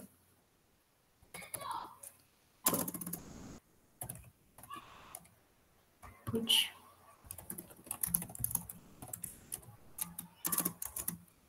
Boa. Digite um número. Então, eu vou digitar um número aqui. Se esse número for igual a 5...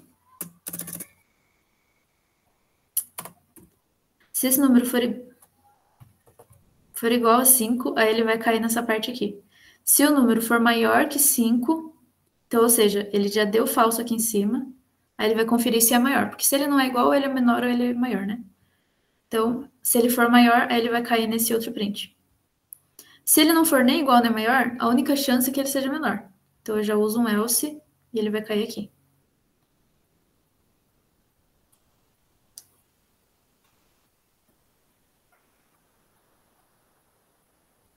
Vamos ver, então. Depois a gente corrige esse do por par, tá? Então, vamos lá, vamos rodar. Vou digitar um número. 6. O valor é maior que 5. Vamos de novo aqui. Se eu digitar o 5, teoricamente ele já vai ser aprovado nessa primeira condição, né? O valor é 5. E se eu digitar... Agora vamos fazer com o 3, por exemplo. Então, o 3, ó. O valor é igual a 5, provavelmente ele vai dar falso aqui, porque eu estou digitando 3. Então, ele não vai executar essa parte. Já que não, o valor é maior que 5, não também. Então, ele vai pular. Se nada disso acontecer, então a única possibilidade é que ele seja menor que 5. E aí ele cai ali embaixo. Então, você viu que o computador ele ignora esse primeiro, ignora esse segundo, e aí depois ele só printa o último. Naquela do verdadeiro ou falso, eu ainda estou tentando entender, porque mesmo colocando tudo que estava escrito aí, eu ainda não consigo dar verdadeiro. Mesmo colocando, não aparece para colocar o número e fala tipo que tá errado, tá dando erro. E é por causa do if, texto, a variável sobre o resto lá. Tá dando errado toda vez que eu tento colocar alguma coisa. Esse daqui? Ou de cima. Esse aqui.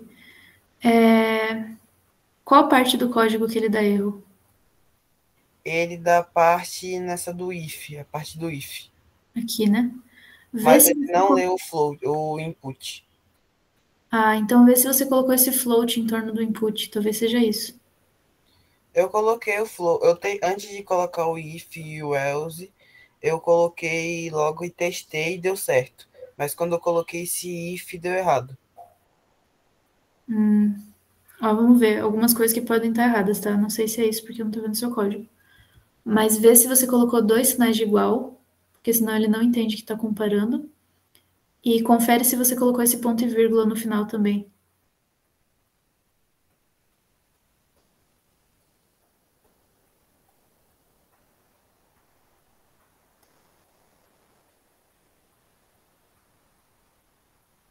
Foi? Eu acho que agora foi, obrigado. Não tinha colocado os pontinhos ali. Esse eu sempre esqueço também. Boa.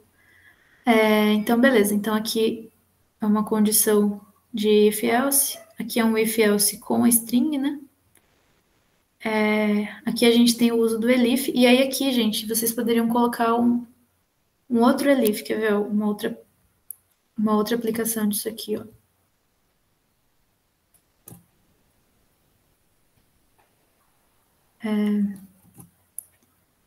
Então, eu quero conferir se o valor é igual a 5. Depois eu quero colocar um outro elif aqui, ó. Vou colocar um elif de quatro alternativas, né?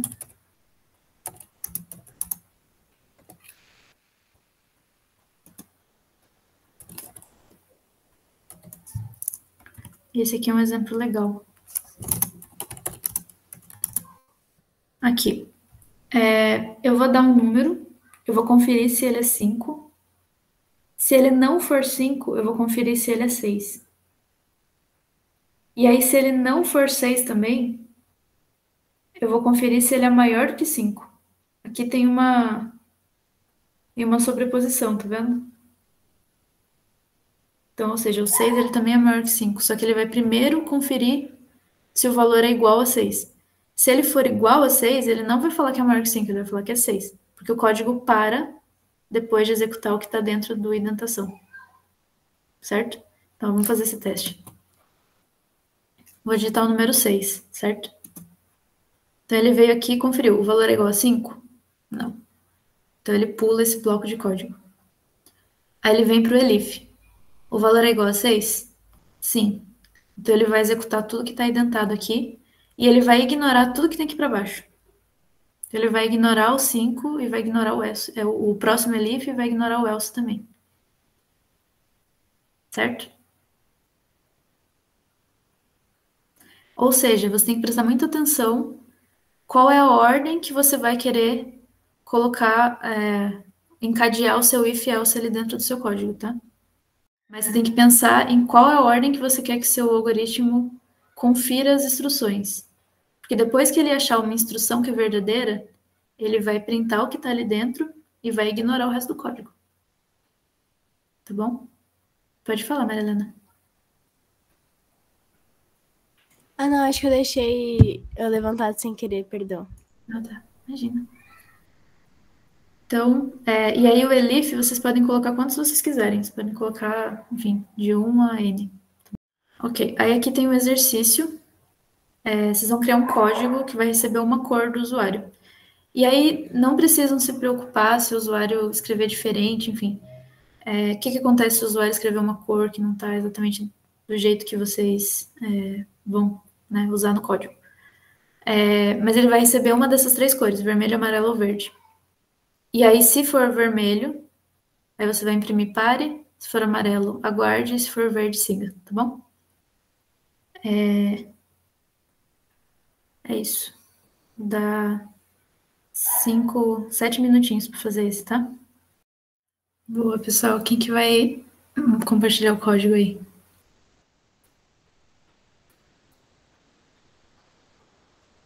Ana Luísa quer fazer? Você pode mandar o seu de novo, que eu acho que já tá lá pra Sim. cima. Posso mandar.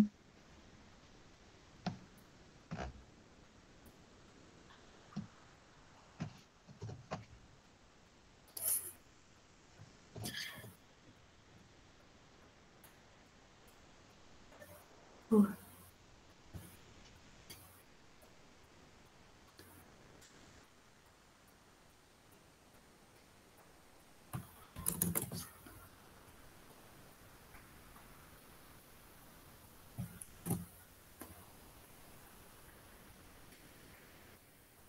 Você colocou o erro também, né? Oi? Você colocou o erro também. Coloquei. Pode falar. Tá, a princípio você tem que declarar uma variável onde o usuário possa colocar uma cor. No caso, é o input aqui. Depois, a primeira condição dele é ele verificando se a cor é amarelo. Nesse caso, ele vai guardar. Depois, ele verifica se é vermelho, para. Se é verde, ele segue. Mas ele também vai considerar que o usuário vai digitar uma cor que não existe, ou que não está dentro dessas 3 condições. E aí, nesse caso, ele vai dizer que a cor não pode ser analisada.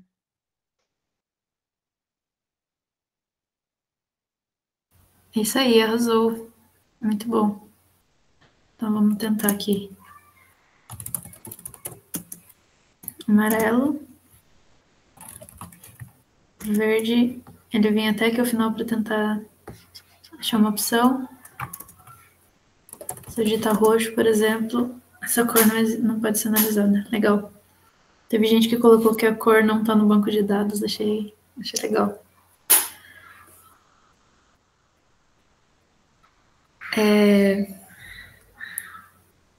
Legal. Aí aqui o Pedro falou que o último else pode ser né, lembrar de novo o usuário que é vermelho, amarelo ou verde só. Legal também.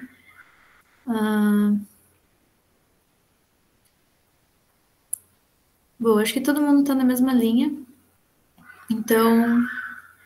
boa. Daniel colocou aqui, ó. Essa é uma boa. Eu vou colocar aqui o código do Daniel. Eu vou colocar um outro código também que vocês usaram. Daniel, posso colocar seu código, você se importa? Beleza. Aqui, ó.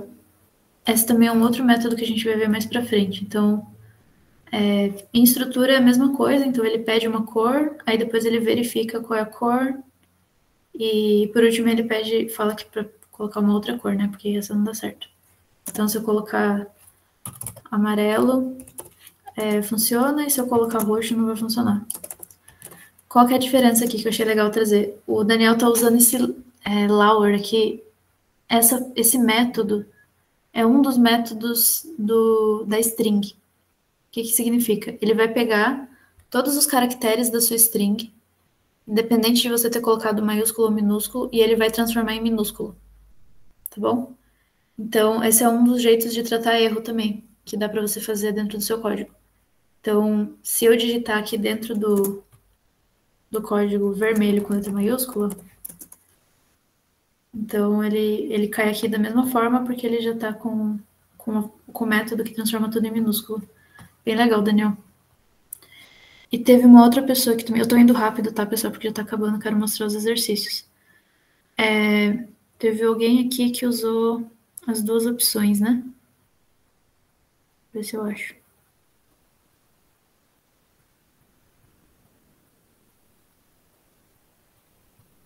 Bom, acho que foi a Cauã, né? Cauã colocou a mesma estrutura também. As estruturas de vocês estão bem parecidas. Mas aí considerando um operador lógico, né? Então, a pessoa pode digitar tanto em maiúsculo quanto em minúsculo. Ele cai no operador lógico e, independente do jeito que ele digitar, se um deles for verdadeiro, ele segue para a mensagem, né? Achei legal também, porque daí você já aplica o operador lógico. Então, vermelho. Aí ele funciona e roxo não vai funcionar, né? Porque daí cai na última mensagem. Certo, jeitos criativos de resolver o mesmo problema, né? Essa que é a parte legal. Beleza, então era isso da aula de hoje. Tem alguns exercícios que eu vou mostrar aqui para vocês. Vamos só discutir sobre eles, porque eu acho que não vai dar tempo, para depois vocês fazerem, tá? Então, esse primeiro exercício aqui é o mesmo que a gente fez lá no começo da aula. Então, ele vai receber as notas, apenas usando os operadores lógicos e tal, ele vai responder true ou false. Só que daí a proposição aqui era fazer com uma mensagem personalizada. Em vez de receber true ou false, ele responder parabéns, você passou, ou infelizmente você não foi aprovado, sabe?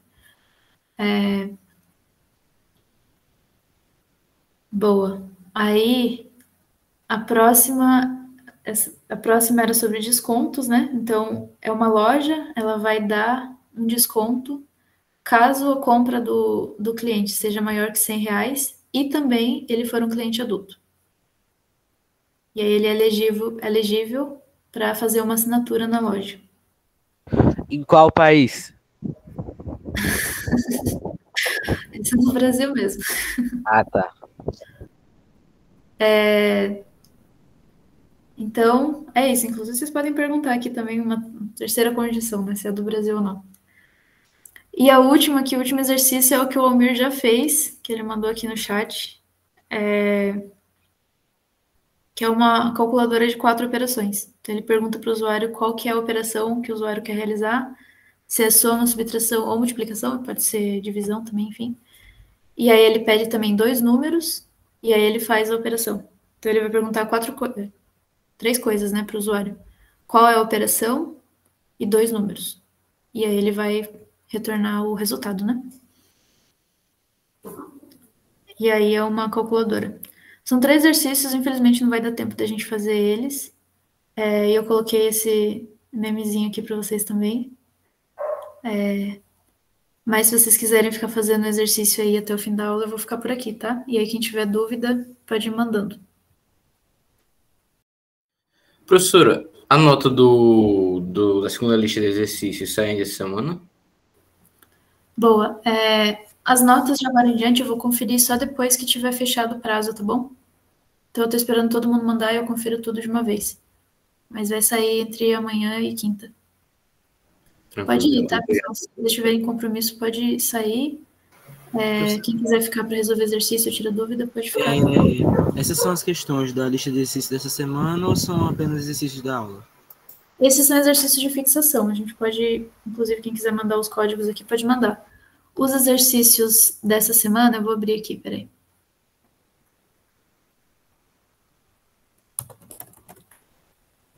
Eu mandei aqui no chat o código da calculadora. Boa. Vou compartilhar aqui o seu, tá? Posso colocar no notebook? Pode. Tchau, pessoal. Quem precisar ir, pode ir. Esses aqui são os exercícios dessa semana, ó. Mas eu vou colocar aqui que assim que encerrar a aula, então vocês já podem ver por lá. O nome, né? Mas eu tenho acesso pelo notebook também, então só para eu saber qual que é a pessoa que está respondendo. Aí tem uma perguntinha sobre para que serve a estrutura do if-else e qual que é a diferença do igual na matemática e em Python. Aí tem o exercício do maior número, então ele vai receber 3 números e vai avisar qual é o maior. Tem um exercício de triângulos, então você vai receber 3 números do usuário, cada um deles vai ser um lado do triângulo. E aí vocês vão conferir se esses 3 números de fato são um triângulo e se eles são, qual é o tipo de triângulo. Bom? E por último, aquela perguntinha de sempre do que você acha que a gente pode mudar. Bom, então, de fato mesmo são só esses 3 exercícios.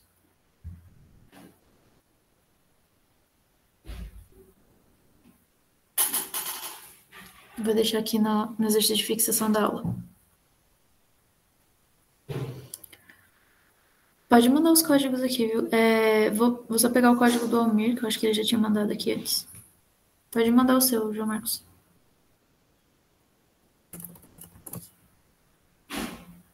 Pode falar, Marilena. Prof, eu tava com uma dúvida na lista 2, na verdade, que é o que seria acessar a lista pelo index? Ah, legal. Quando você está trabalhando com uma lista, então vou fazer aqui embaixo, tá? Quando você está trabalhando com uma lista, então, lista exemplo. A gente tem os itens da lista, né? Então, vou fazer aquela listinha de nome que eu sempre uso.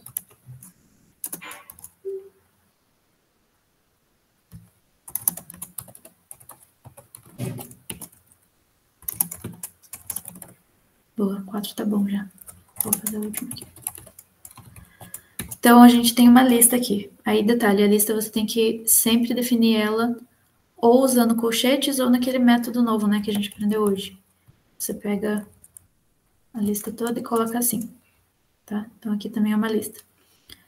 E aí, você pode definir com 2 parênteses assim. Certo? Então, tem esses 2 jeitos de definir a lista. Quando você está trabalhando com uma lista, cada item dentro da sua lista tem um index. O index se refere à posição que o item está. Então, o nome bi aqui, ele é um item dentro da minha lista. Minha lista tem 5 itens. E ele tem um index. Os index da lista, eles começam a contar do 0. Então, o Ana tem o index 0, o Bia tem o index 1, Dani tem o index 3, Carla 2, entendeu? Começando sempre a contar do 0. Para eu acessar esse item na minha lista, eu posso fazer de 2 jeitos. Eu posso fazer assim, ó. Lista exemplo. 1, por exemplo. Desse jeito aqui, eu estou falando que a posição, eu estou tentando acessar a posição 1 da minha lista. Aí lembrando que a Ana está no index 0. Então a posição 1, na verdade, vai ser Bia. Então, se eu fizer desse jeito, eu vou acessar. Ué. Desculpa. Isso aqui você só usa quando tem o parênteses. Que eu estou definindo direto a lista. Então, se eu colocar a posição 1 aqui, eu estou acessando, na verdade, a segunda posição, que é o Bia. Bom? E aí eu posso usar isso aqui, inclusive, para mudar o que eu tenho ali dentro do item 1. Então, o que eu estou fazendo aqui? Estou pegando a posição 1 da minha lista e atribuindo um novo valor a ele. Agora eu estou mudando de Bia para Beatriz.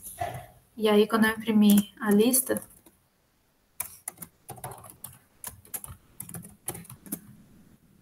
aí ele mudou, tá vendo? Então, eu peguei aquela posição só e mudei o que tinha ali dentro. E aí, ele só altera aquela posição.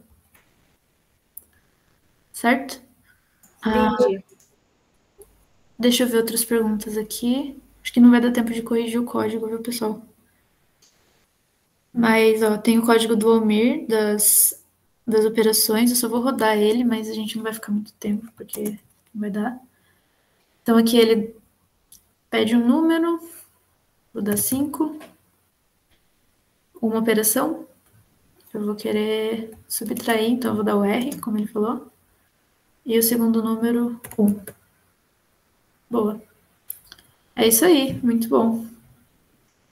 Um ótimo código de calculadora. Eu passei bastante tempo tentando entender por que estava dando erro. Quando eu fui perceber, era só porque eu tinha esquecido de colocar as aspas quando eu estava comparando a OP. Boa. Muito legal.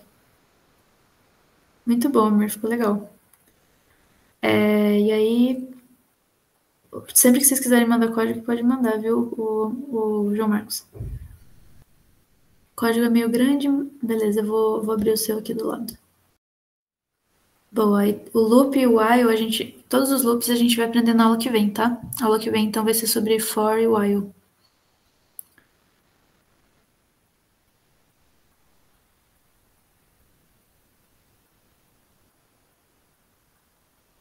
Boa. João, posso compartilhar o seu notebook que você mandou aqui no chat? Sim, tia. Bom, então esse aqui é o notebook que o João mandou. Esse projeto aqui é do que, João? É de uma calculadora mesmo. Mas é de algum lugar do NES? Não, eu fiz por mim mesmo. Eu queria saber algumas melhoras na interface dele, do output, para deixar mais simples de entender na hora do código. Boa. Então, aqui você já está importando biblioteca, né? Uma coisa que a gente vai fazer mais lá para frente. Então, vou rodar. Peraí.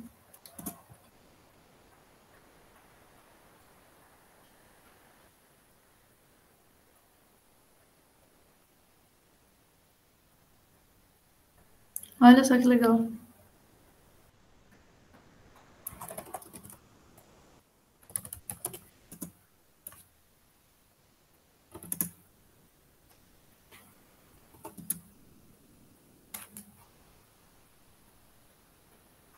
Bem legal. Achei que tá ótimo, na verdade.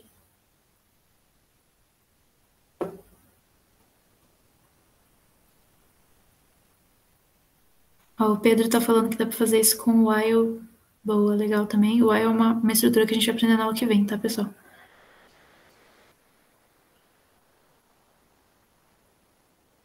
Boa. É isso então, pessoal. Bem legal mesmo essa calculadora, viu? Eu vou colocar o notebook, então. Pode falar. Tem alguma previsão de quando essa aula vai ser postada no YouTube? Eu não tô conseguindo fazer ao longo da semana, porque... Ai, minha gatinha subiu na mesa. Não tô conseguindo fazer ao longo da semana, mas no sábado eu consigo, tá bom? Então, vou colocar a aula no sábado. E hoje mesmo eu coloco a lista de atividades e coloco o notebook dessa aula.